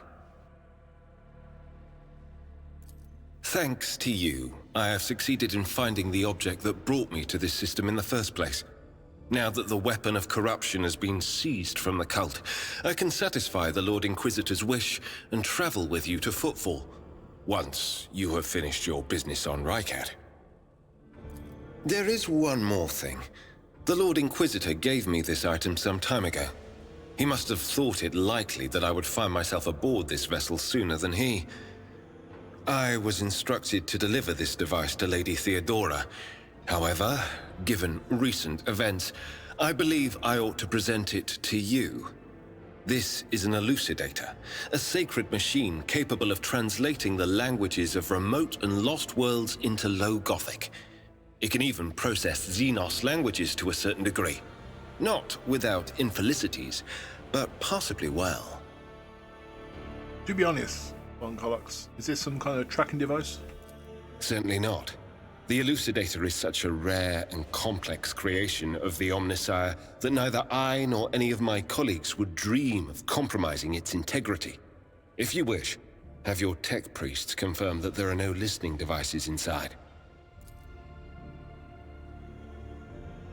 Hendrix cuts you a glance, one which you suddenly realize is charged with a strange, almost personal interest before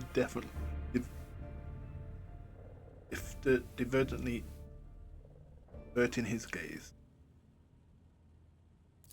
Apologies in advance if I unknowingly violate the protocol for conversing with someone of your elevated status. I think a slip in composure is to be expected when one is hosted personally in the Lord Captain's study.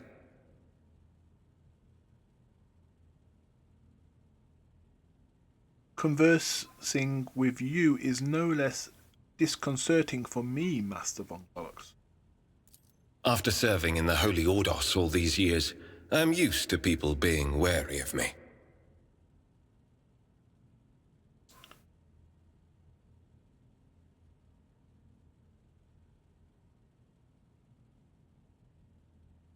You cannot blame the Imperium's citizens for fearing the Inquisition. Such a fear sometimes indicates that a person has something to hide. Lack of guilt proves nothing. Even thoughts can be dangerous heresy.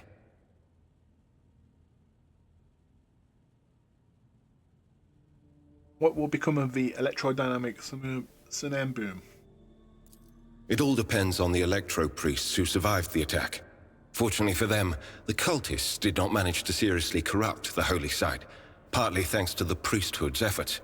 Nevertheless, I would not be surprised if the local explorator fleet decides to audit and purge the damaged units once it hears about what has happened. What do you plan now? I would like to offer my assistance in resolving your immediate problems. I am aware that the ship suffered considerable losses during the recent mutiny and was damaged by the cultists' actions, and you have lost many valuable officers as well. You are in a difficult situation. I am at your disposal. I must return to my duty. Hendrix is about to say something else when he is interrupted by the sound of a vox signal. Someone is trying to contact you. Thank you for your time. Please consider me at your complete disposal while I am aboard your vessel. Congratulations on your victory, Your Ladyship. The entire vessel was impatiently waiting the news of your expedition's success. The rumors about you not simply saving the Tech Priest's monastery, but actually eliminating the source of the mutiny are spreading like wildfire. The Vox transmissions from across the world speak of nothing else. Governor Mendra is expecting you at his command center to discuss matters. We are ready to depart immediately. Just give the order. Oh, that guy's a dick.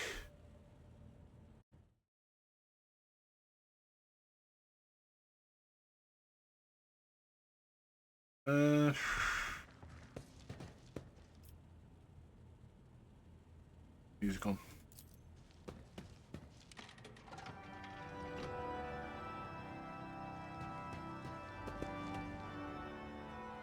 Something like church music to a priest.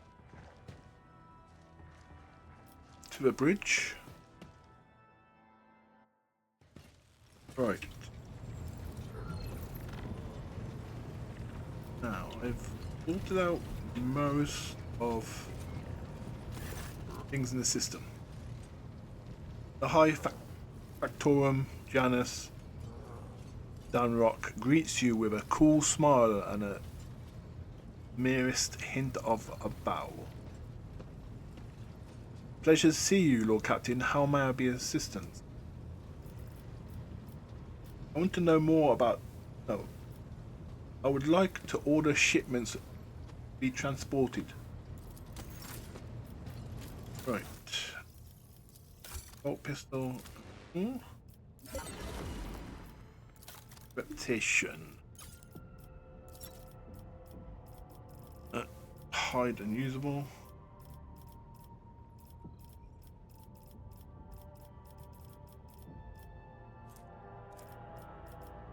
Holy glyphs, but I don't want to use them, so it's going to be the weapons on it.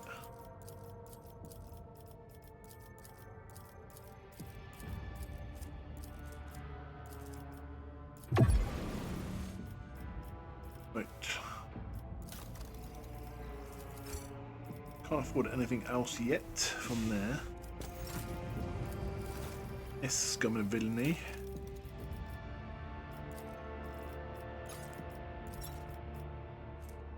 Heretic, Xenos, jewelry. You got anything to give to them? Yet.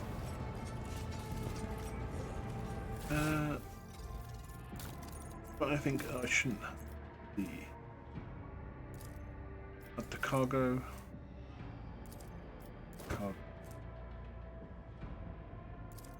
Cargo.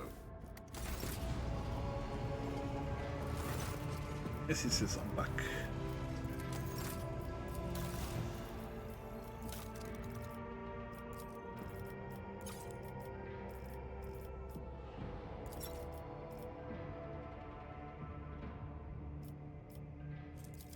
Heretic. Right. Your is actually.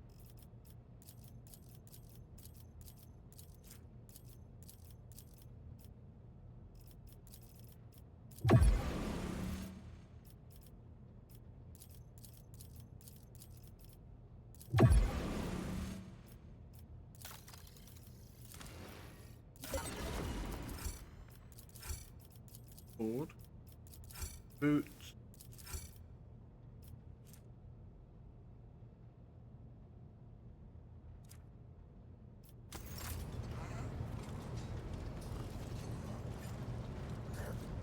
Many places to visit on the ship. First,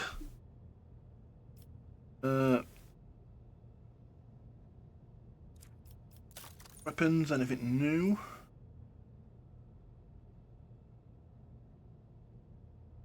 Equip. Chain axe, the one of the most powerful weapons.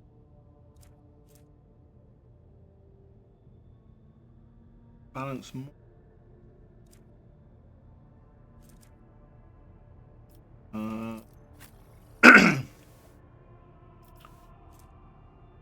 Chainsword.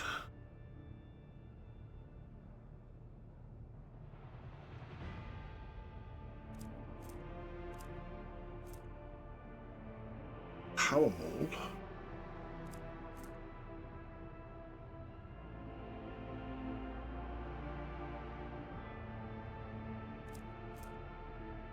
Shock button.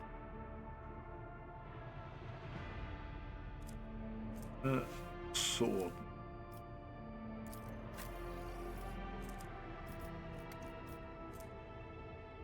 Auto gun. Better than auto gun.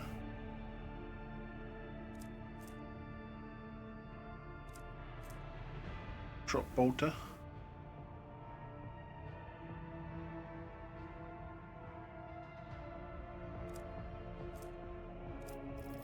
Any shotgun.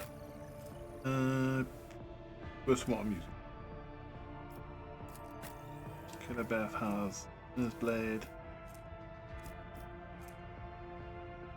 Reduces the target's parry. Increases crit chance. Picnic Butter. Gal is used sniper rifle. Long lance is better. Got better range.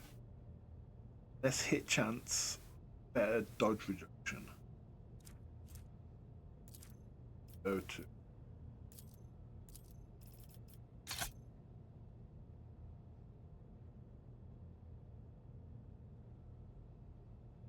Could give him a plasma that's short range compared to what I'm.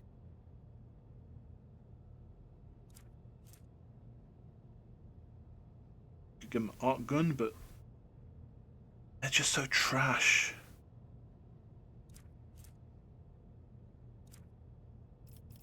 Bricks. Sword.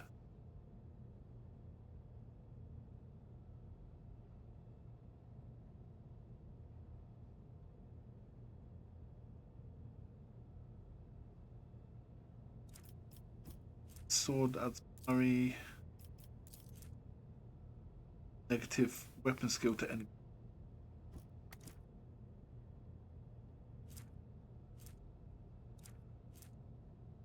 This one. Parry and negative 10 weapon skill. Hit. Veil render doesn't seem to be any different from Soul Siphon.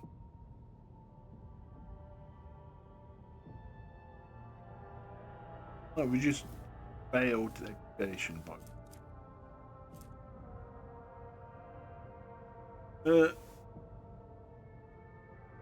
Reduce veil degradation on a critical hit by 2.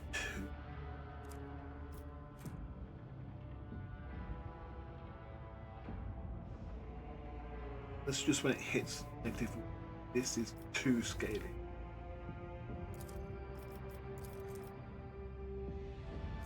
Not ready.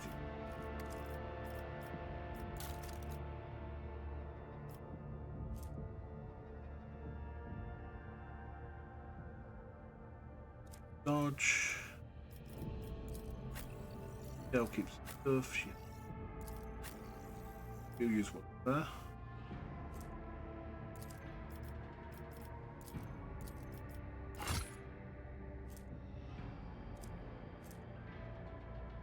Cog.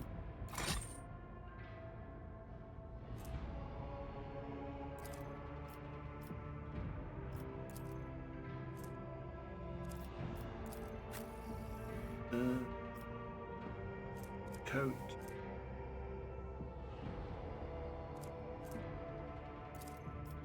Cog.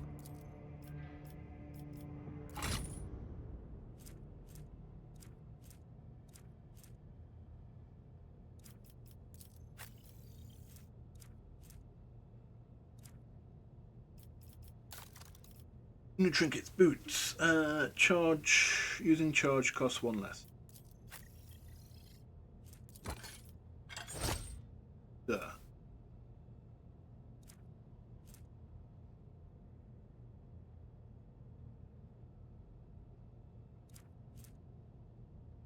Opportunity. Additional damage. 80 bucks.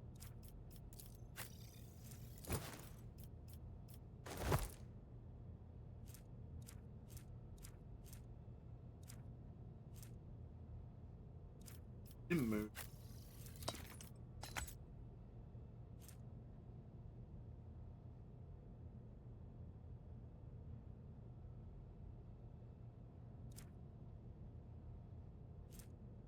First range attack.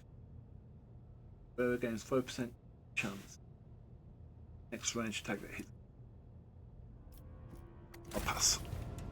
Good.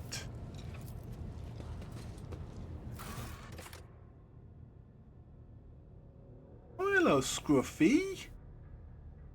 Didn't know you weren't dead. This is a surprise.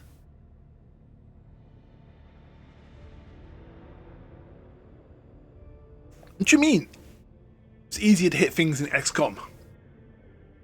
It's so easy to kill things in this game compared to XCOM. You just gotta know how to build a character. And how to use your skills.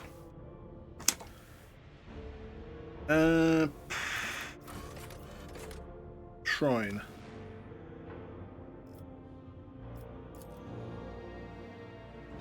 And hello.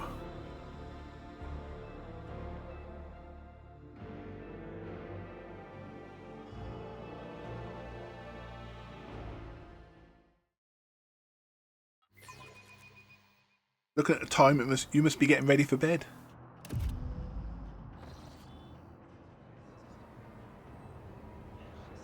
Keep your wits about you.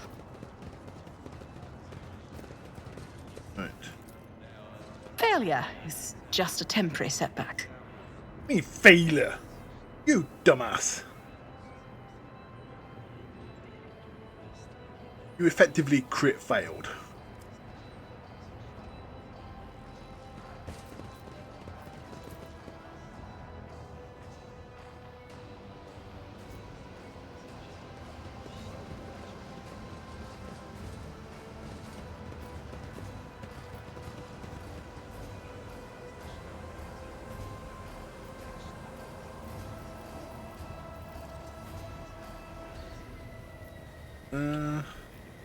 I'm in this. Get inside the sarcophagus, holding a spherical object gleaming with gold. Corsair. I always keep my options open. Head back to the bridge.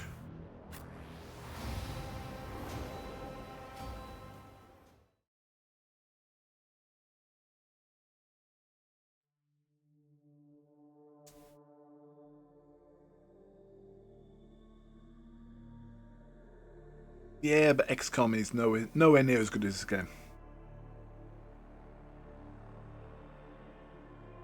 It's a proven fact. Right.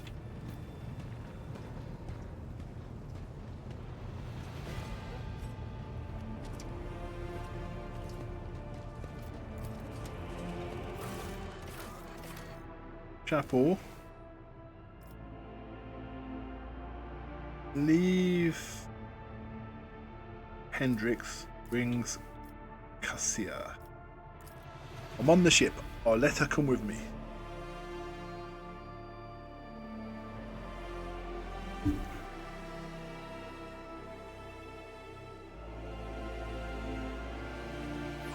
So kind.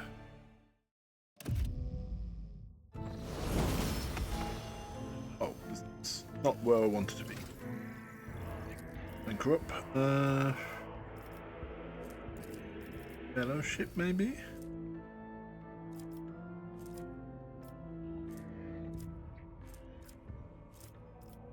Anything I can really do.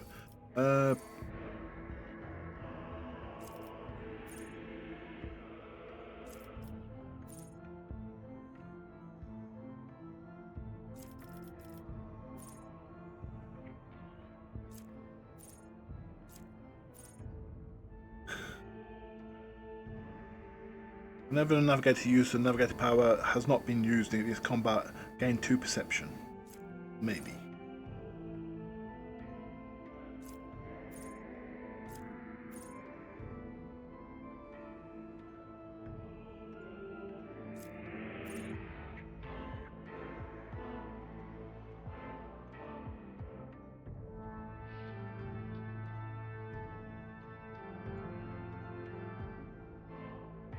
Well, I'm playing on a very modest. Oh look.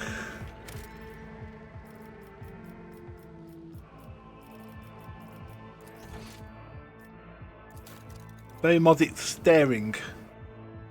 I was going to do hard, but I thought I'd just run through it with the new DLC. Color the uncolored. Ship. Trying to work out what to give her. Because anything except for her unique skills are kind of useless on her.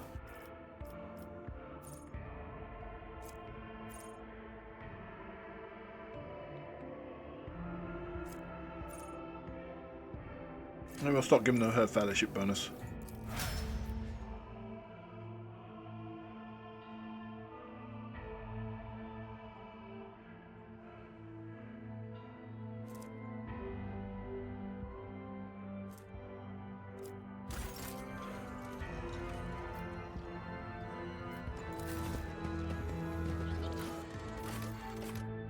Shrine.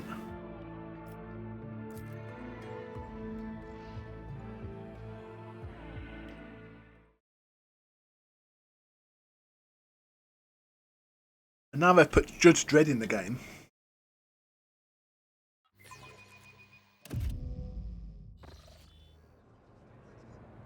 Right. I always have a backup plan. That's better than it was. As it should be. An ancient looking chainsword without a fuel engine resets on the weapon rack. The shape of its teeth make you think of the Umma University's pattern of the Angevin Crusade era. Now, opening. Whisper and be heard.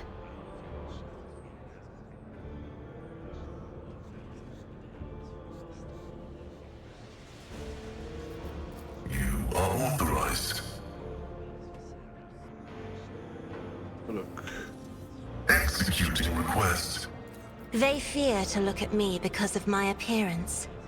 I fear to look at them because of their rotten-colored souls.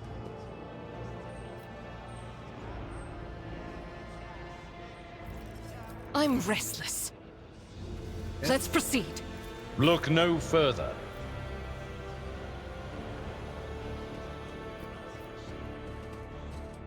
Do you require an audience? For prayer.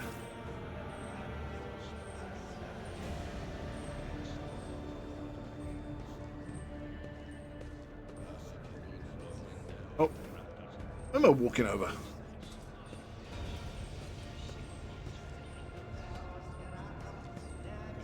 Oh, Abictus Arbites Arger's Dread. It's the same chap. That's why GW had the rights for Judge Dredd.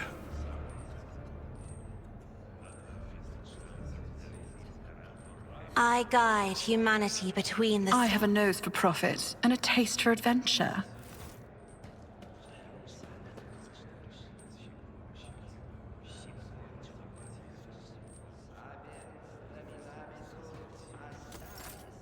Does something trouble you, Lord Captain? Let's not waste time with pleasantries.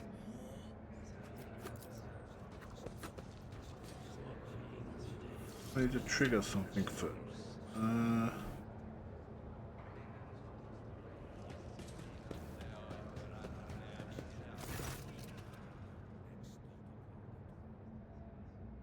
A lanky initiate is leaning over a cogitator, an expression of extreme mental effort on his face. His fish-like round eyes peering into his screen. Grant me understanding, master. Grant me wisdom. He winces as you approach. Your ladyship, how can I be of service? What are you doing here? I am Cultus, junior cleric. I sought recordings from the shrine confessional to pass on to the higher ranked clergy.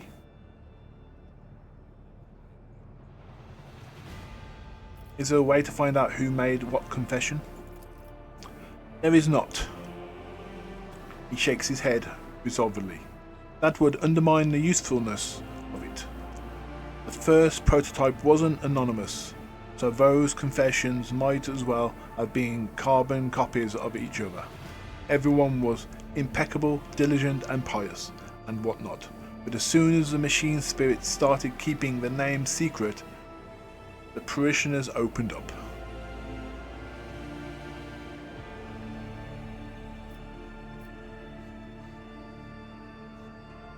Tell me about the confessional. As parishioners come here to repent, to share their innermost thoughts and observations of their neighbours, the sacred machine records all confessions and alters the voices beyond recognition.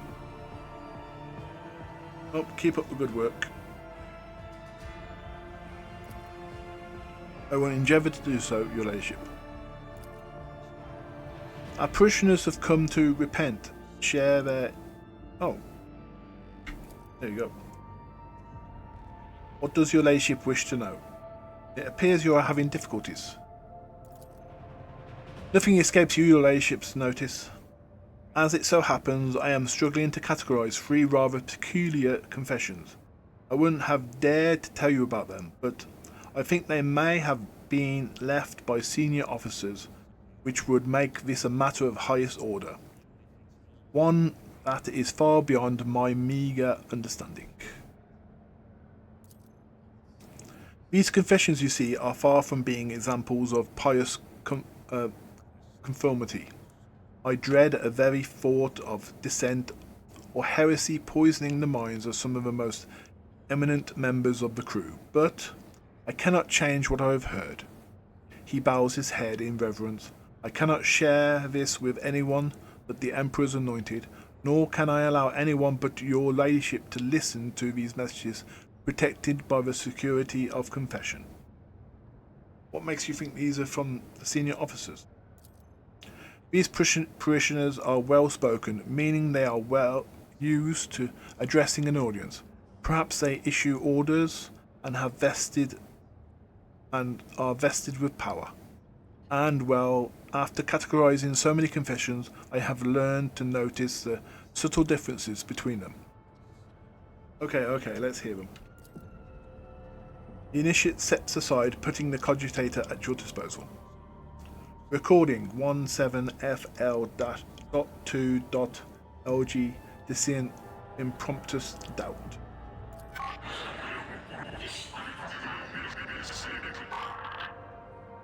One question has troubled me for years. Why are we so destined to perish in the warp, while others must go on living and preserve the memory of the dead? Worthier and more luminous souls have been lost.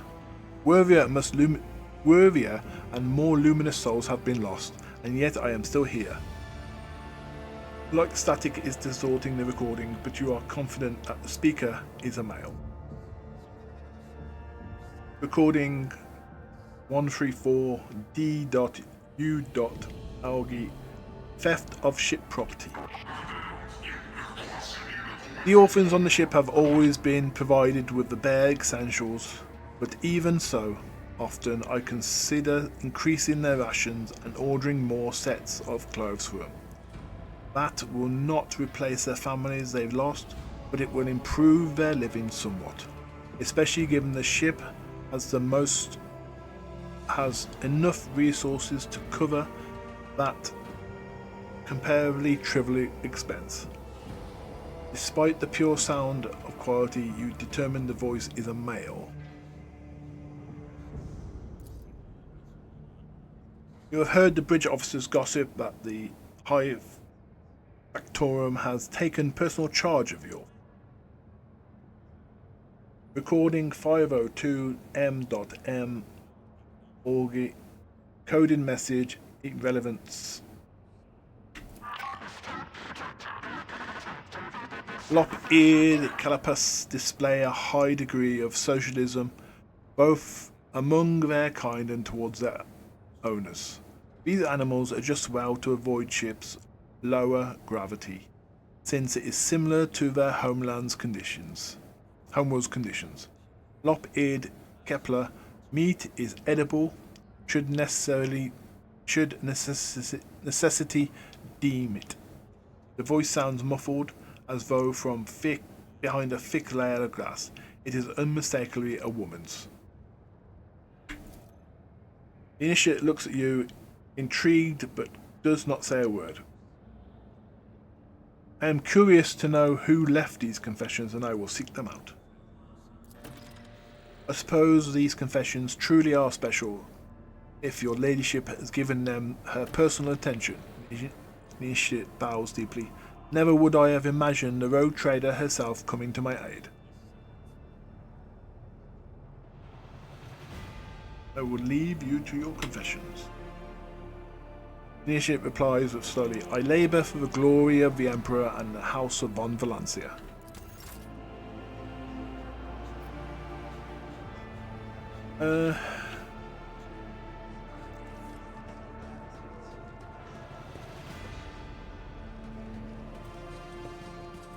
Always keep your eye on the prize. Initiate Zach I need to speak to. The broad-shouldered young priest makes a sign of the Aquila.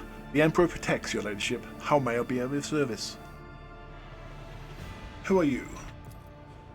Initiate Zake, your ladyship. I recite prayers and help the confessor Albert with his rites. What's this relic next to you? The initiate looks over the sarcophagus. Skeleton within is clutching an orb made of many tightly fitted hoops covered in glyphs. A mysterious object, but undeniably a holy one. It was donated by a group of pilgrims who studied the legacy of the great missionary Nadia Alinikovov. They believe there was something inside that only someone truly righteous was meant to have. One of the pilgrims was so desperate to witness the moment of the orb opening that they bequeathed their body to us. A riddle. Cassia's eyes lit up with curiosity. It wouldn't be most interesting to learn what is stored inside, Lord Captain. Would you like to try opening the orb?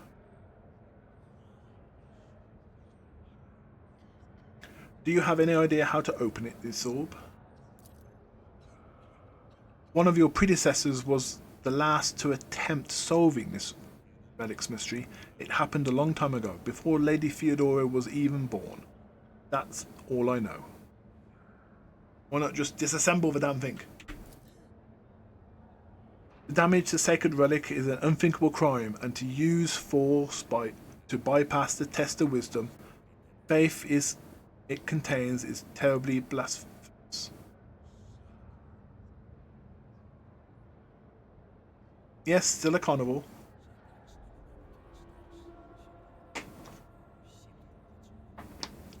My feet are okay. And we're not dead. It's Monday and we're not dead. We were all supposed to die yesterday at 4 AM, but we're not. Thousands of people cancelled their trip to Japan because someone who got a few prophecies right said the earthquake was coming yesterday, and it failed. Or was it? Yeah, I mean, it was supposed to happen like 4 AM yesterday. It didn't. We're all still alive.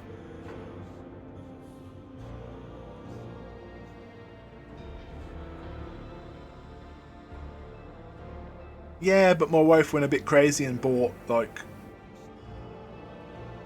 was it 18 bottles of water. And we already had like 15 in the house. She obviously thought there were masks and COVID was coming.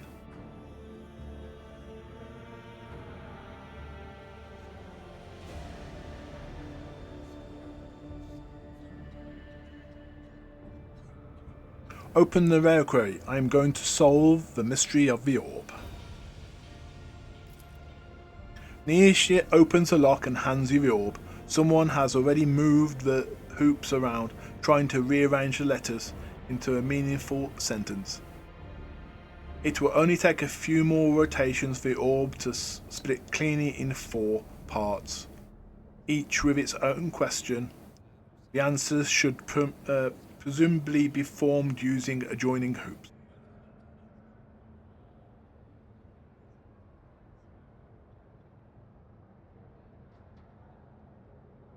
Yeah, but at least I'd have something to wipe my ass on. You can't wipe your ass on water.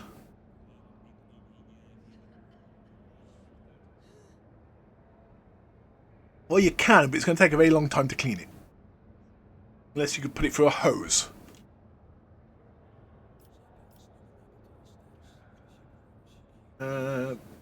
Form the question, the orb's first quarter. My light reaches everywhere. The greedy will seek me in gold, the scholar in humanity's cradle, but only the righteous will see me within their soul. As a servant of the ecclesiarchy, you have given numerous sermons about the light of radiating from the throne of the God Emperor, protector of mankind. It seems doubtful that the author of a riddle would have deviated from such a deep revered canon. The Emperor. For better or worse, something clicks inside the orb. Form the question of the second quarter. I am within every human, and my loss is feared, for without me comes the end, but given the Emperor, you will be eternal. The answer immediately comes to you. It is blood. You have spilt it too many times in the name of the faith for you to not realize that it is the most precious offering one can give him. Another soft click comes from inside the orb. From the third question. I am poison, I am perdition, I am disgrace.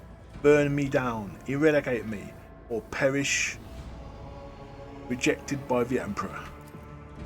Your sharp mind quickly scours the recesses of your memory for any fragment of Nadine's sermons. You recall that she mercilessly denounced the weakness of those who have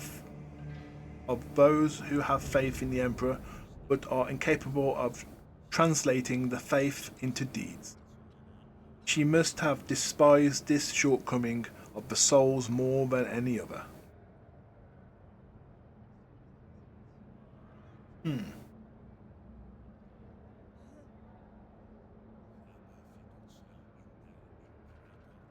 What to do? Transgression, weakness, heretic, betrayal.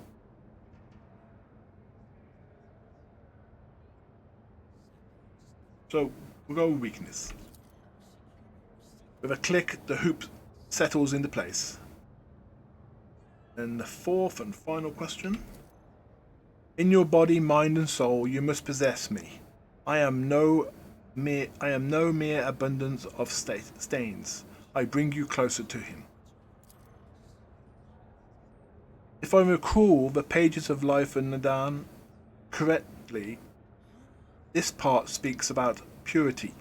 The saints saw it as the quintessence of all of virtue. The hoop shifts and returns to a previous arrangement. You have to start all over. Son of a bitch! First question. The Emperor. Second question. Blood. Third question.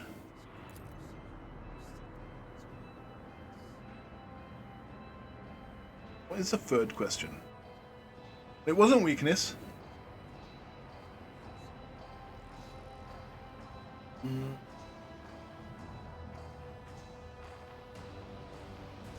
Transgression. The fourth question is purity. Up. 1, 4, 4, 2.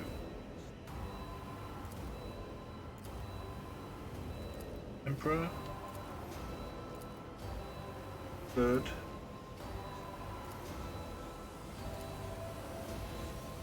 Heretic. Security. But something is wrong. Now I know what's wrong.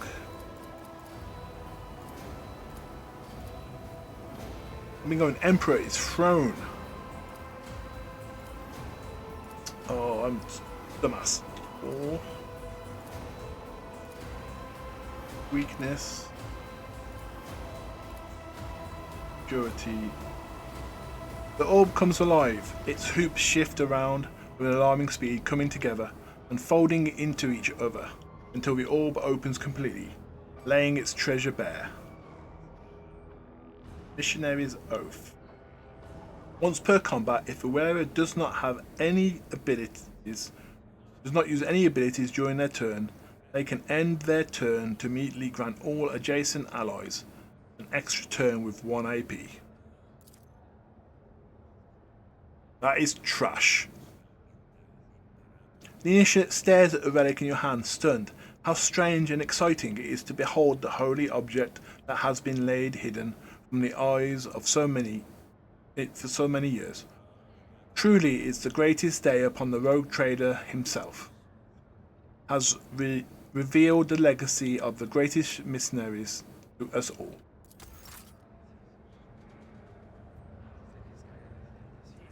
That's one item at least.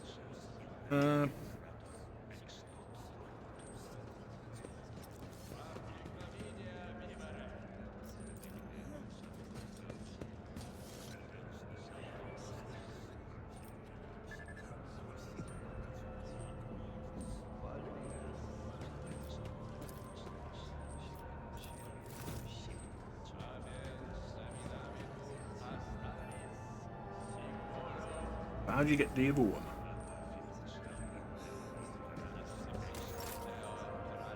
Missing something. What am I missing?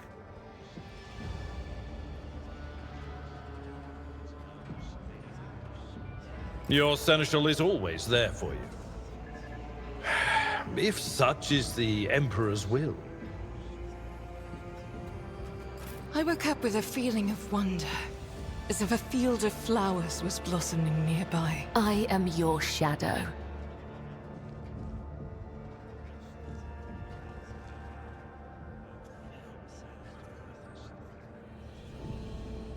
Watching the lazy handle sacred technology breaks my heart. Figuratively speaking, my cardiovascular augmentation can... Fate and fortune favor the bold.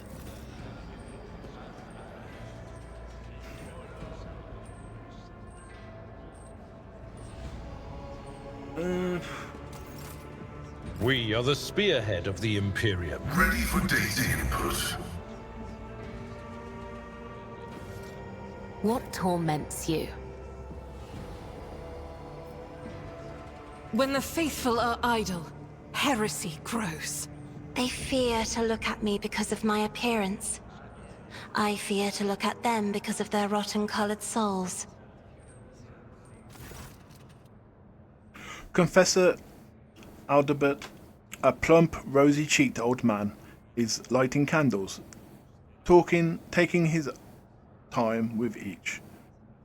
Glints of fire dance on the heavy golden aquila and in his sky-blue eyes as he addresses you, smiling. The Emperor protects, your ladyship. Are you here to pray, or have mundane matters brought you to me? There is an indescribable, profound quality in his voice, and he speaks with measurable timbre.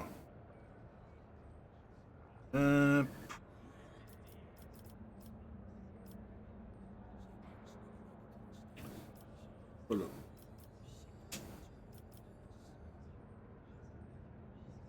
Tell me, Albert, do you wish the Shrine Confessional to repent as the other officers do? Why, I always find time for patience on my morning and evening shifts, your ladyship. Penance.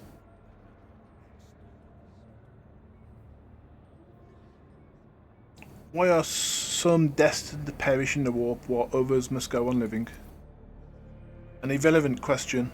His face takes on an expression of fathomless, wise, and calm. Our fate are in the Emperor's hands. He does not, and his plans require.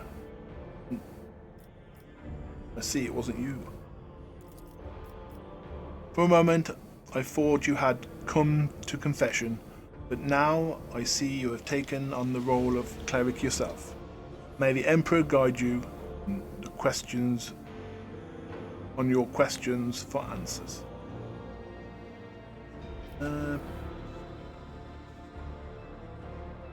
You are positively beaming with joy. A priest like you is rare sight. Adalbert laughs. Good naturally. A fair observation. Everyone knows that the clergy must maintain a stern appearance to inspire fear and awe in the flock. His mirth fades, giving way to a pensive gravitas.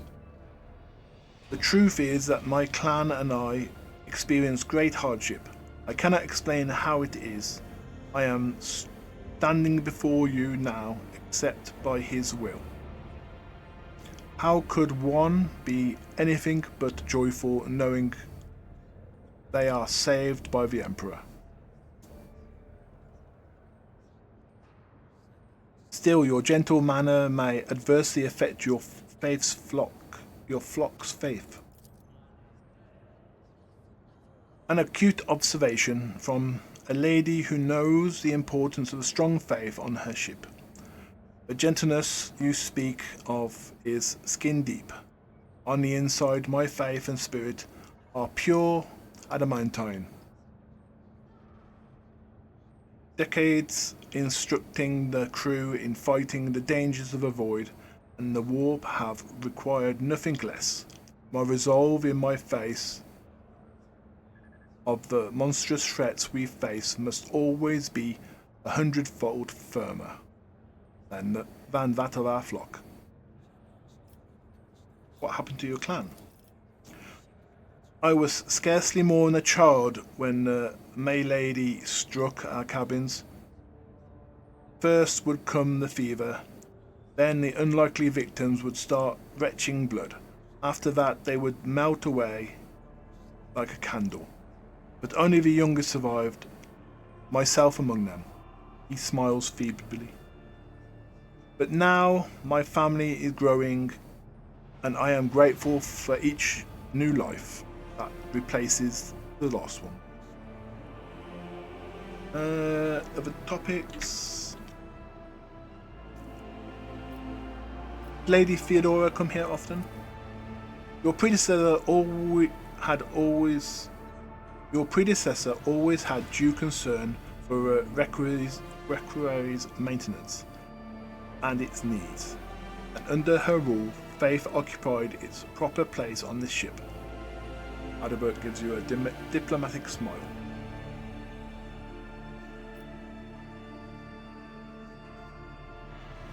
People confess to you, do they not? I am interested to know thoughts of some of your subjects. Ours is a throne-fearing flock that regularly leaves vox recordings in the shrine's confessional house in the eastern part of the Requerie. This allows us to maintain constant watch of any heretical tendencies. We can observe the earnestly with which our parishioners render their duties, as well as any dangerous dissent brewing in their minds. Initiate Cultus is responsible for sorting the confessions. He would be honored to offer you access to the confessional cogitate.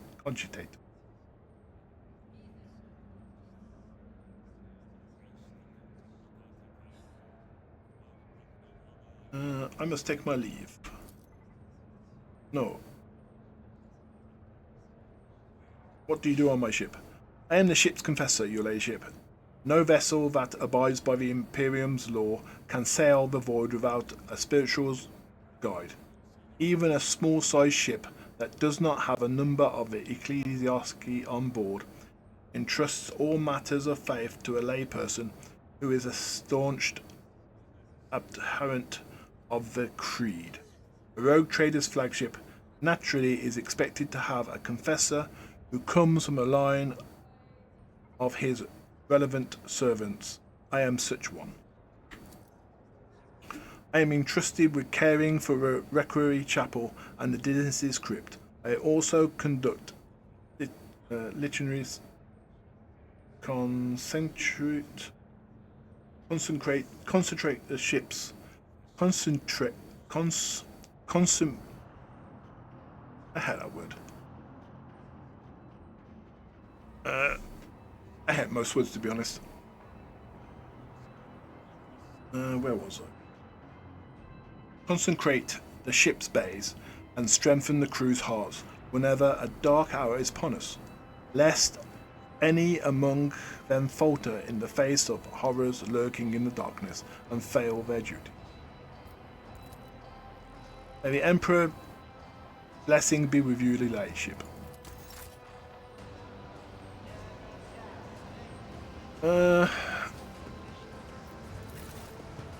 What time is it?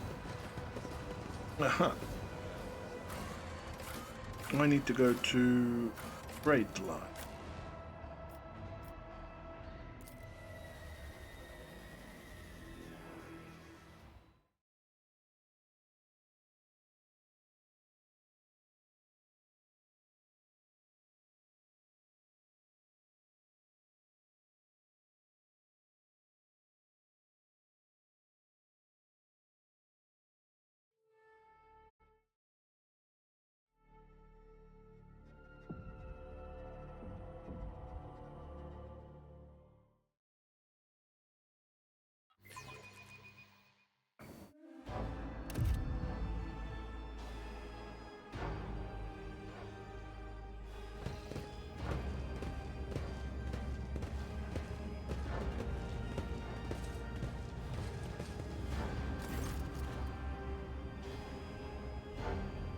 A sturdily built man with an augmented jaw stands at attention.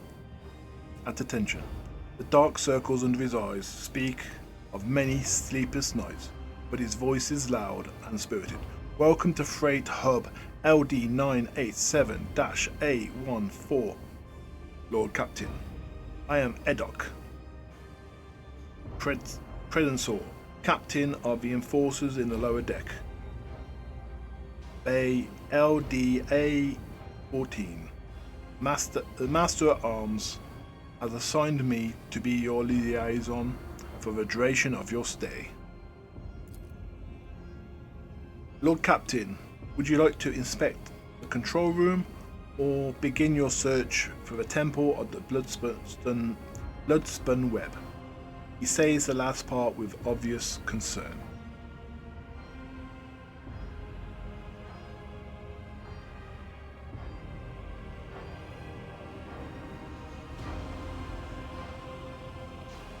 I see you are prepared for my visit. How did you and Sosobak know I was coming? The Master at Arms ordered us to be on standby after the Bloodspun Web openly invited you to visit their temple. We have been awaiting your arrival every day since then, Lord Captain. Do you know how to reach the Bloodspun Web? I'm sorry, Lord Captain, I do not. No one knows. The cultists are too adept at hiding and keeping their secrets, and it worries me that you might have to walk around the entire compartment looking for the temple. Why are you worried? Is there a problem with this compartment? I'm sorry, Lord Captain, I do not know, and no one knows. The cultists are too adept. I've read that one already. The lower decks are not suitable for someone in your status, and it's not just the grime or the crowds of burlish labourers. I suspect that the entrance to the Temple of Death is hidden in some dark corner where you might encounter criminals or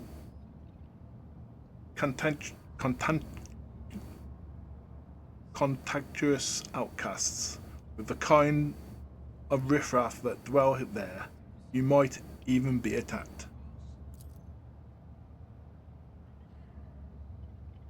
Cassia shivers. Such ghastly place you describe.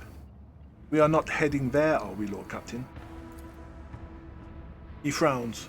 To put it bluntly, although the bay performs at its function well, even its most civilized sections are sorely lacking in discipline. I was only assigned recently, so I haven't had the time to straighten everything up. Since doing so will require making some serious changes. I am not inventing excuses, Lord Captain. As the officer in charge, I accept full responsibility what takes place in this compartment.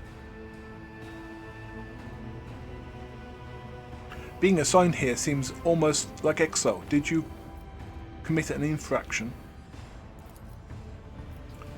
The President shakes his head fiercely. No, Lord Captain. Quite the opposite. I was commanded for my service.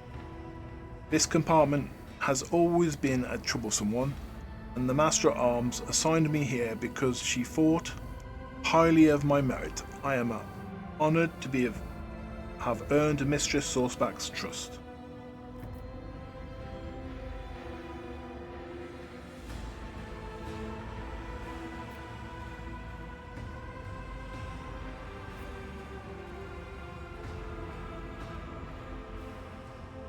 Do you want to be nice? Do you want to be evil? I hereby offer my assistance, Captain. I shall conduct an inspection and share my thoughts on how to change this place for the better. But Person stops himself mid-protest and assumes a more competent tone. In that case, I urge you to remain vigilant. The freight trains move at great speed, and the inhabitants of the residential unit are indestructible rabble. One must never drop one's guard around them, and the Emperor preserve you from stumbling into the pestilence pit. That's where the madmen of the lepers live.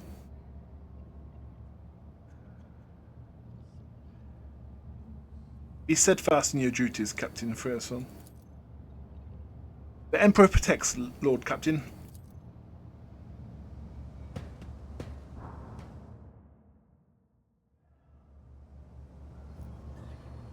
Let us not dawdle.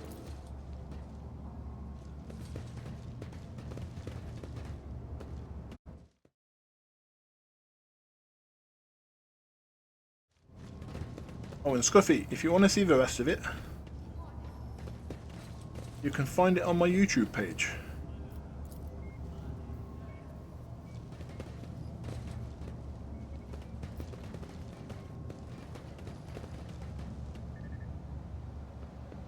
Anything around here?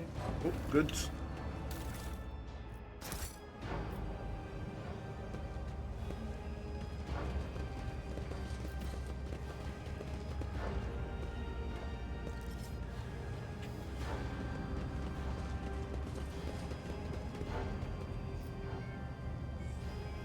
Keep your wits about you.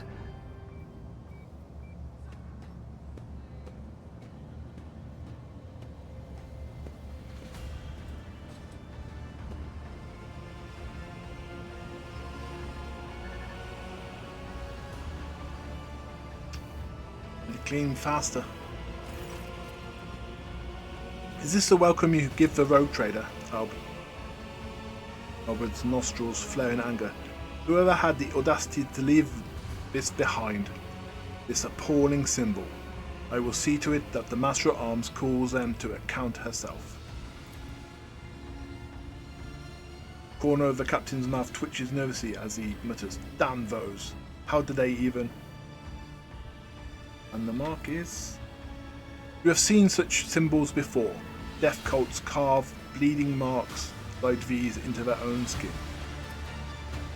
Killabeth carves the same symbols on the back of her hand with a knife and whispers a prayer.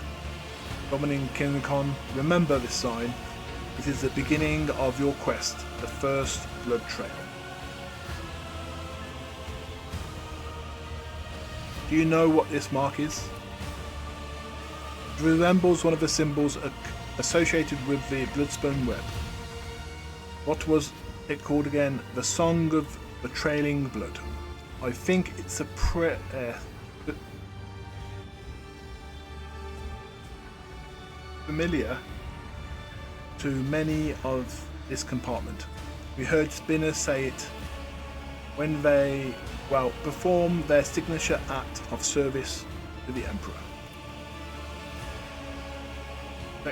Sexto takes a deep breath. A soundless shadow sank into the dark.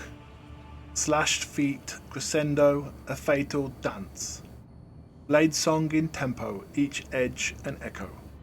Twin odes to death rose, now on sacred blood, as she once trod the back of foes, tread countless souls, but none who know.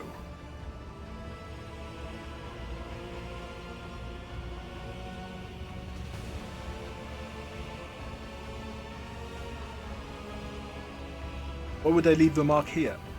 Maybe it's something to do with them inviting you to visit their temple. Maybe they're trying to get to your attention. Apologies, Lord Captain. I am no good at deciphering their disturbing riddles. You memorized the verse? Why? When I took up my post here, I made sure to familiarize myself with all the particular qualities of the compartment. I soon heard about the verse and decided to investigate. I questioned a number of people who followed the Bloodspun web as I was trying to figure out if there was anything pretentious about it. And eventually I learned the whole thing. He frowns. The words are certainly strange, but it's nothing worse than that, it seems. What is the Song of Trailing Blood? What is the Song of Trailing Blood? From what I can tell, it's something like a prayer with several verses that tell about the life of one of the cult saints, Emerine, or the matriarch Spider, as they call her. In other words, it's an invitation. It is only too obvious that the cultists obsessed with mysticism would never use purse to mark the way to the temple. They are too fond of their obscure chants and cryptic verses. So I am invited to follow the trail of blood, it seems. I accept the spinner's invitation. I hope you find what you're looking for. Return to the upper deck safely, Lord Captain.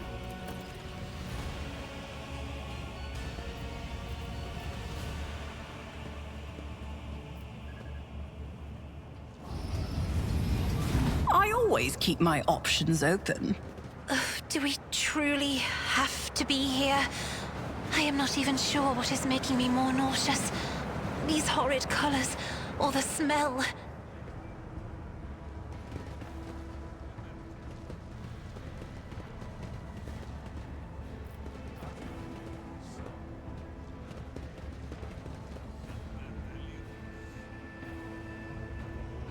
Good.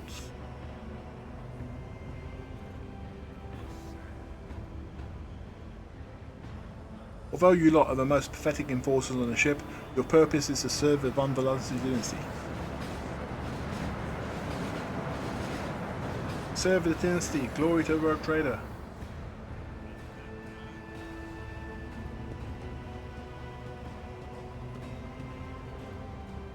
The fact that you're here means your families have disowned you. You're all refuse, and stench of the lower decks is all you deserve.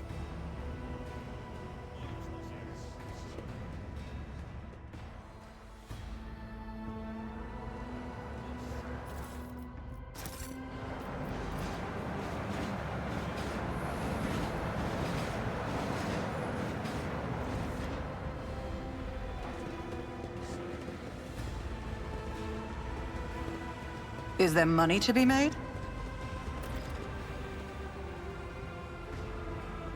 here.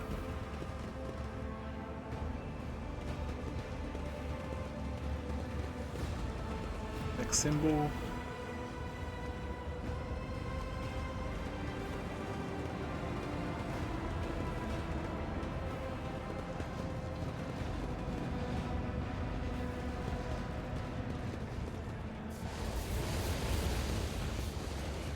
I always have a backup plan.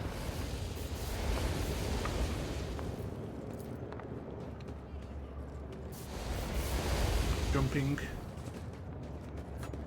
Nothing's impossible for this old officer.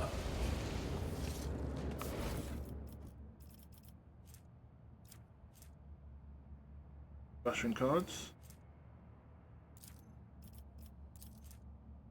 You can barely make out the crudely scribbled words on the burnt note. Then past the marketplace, sure the enforce.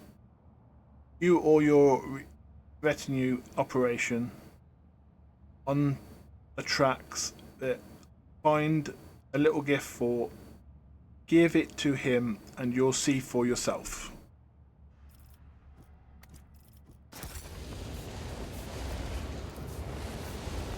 Experience. Nothing matters more.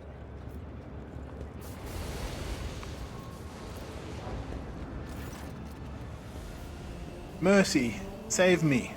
The youngish man grasps the air through burnt lips, slipping in and out of delirium. His skin is dripping from the gaunt body like melted wax from a candle. His eyes somehow intact, alive, clear, and filled with pain, stare at you from beneath fat eyelids.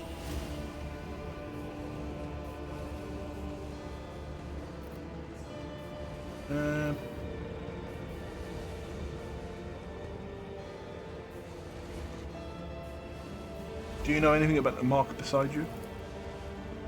He tries to turn his head, his blackened skin crunching as it opens into scarlet cracks. A spinner came, he painted the symbol, then he gave me water and whispered a strange verse. He told me to memorize it and recite it later, so that help would come. Here you are. Then should I? He begins to whisper, his lips twisted in pain. To suit skimmish soul, his mercy she did grant. Last breath expressed, knife met heart, remorse from chest. Passed on to death, her duty blessed, a balm for those who suffered anguish and distress, are long brought to rest by mortal bonds and soul diversed. More verses. The crux of the test is clear. In order to follow the saint's footsteps, you are supposed to kill the young man and thus release him from his suffering. The cultist wants you to see and understand the philosophy of what you seek. That's the man's chance of survival. He might survive, but he will be maimed for life. Too much of his muscles have been charred down to the bone. Even if he does retain some agility to move, pain will be his constant companion. His motor skills have been damaged beyond repair. A broken man or a corpse, time will tell soon. There are times when death is more merciful than life of perpetual agony. The chance of this unit surviving is slim, functionally useless. In the event of stabilization of vital processes is minimum, disposal is recommended. End the man's life, grant him mercy. No mercy, horrid flashes in the man's eyes. But once he sees your calm expression, he lets go of fear and bows his head in resignation. So be it. I can't take the pain anymore. I'd rather die.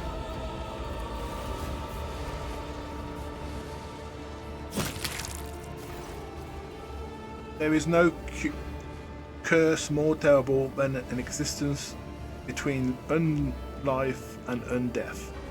You have liberated a tormented soul, Domino Kinokon. The Undying One sees the good you have wrought. Oh, didn't have loot.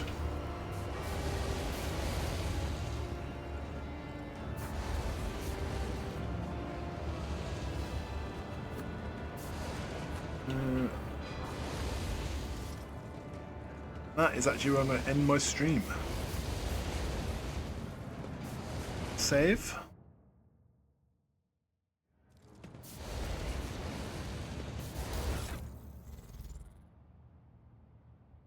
I'm going to end it there because, well, I've been going for 3 hours and I go for 3 hours in groups. And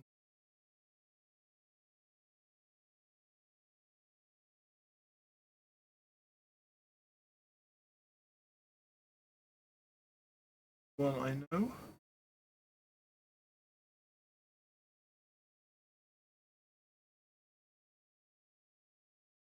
Jump over to Dogmatic TV.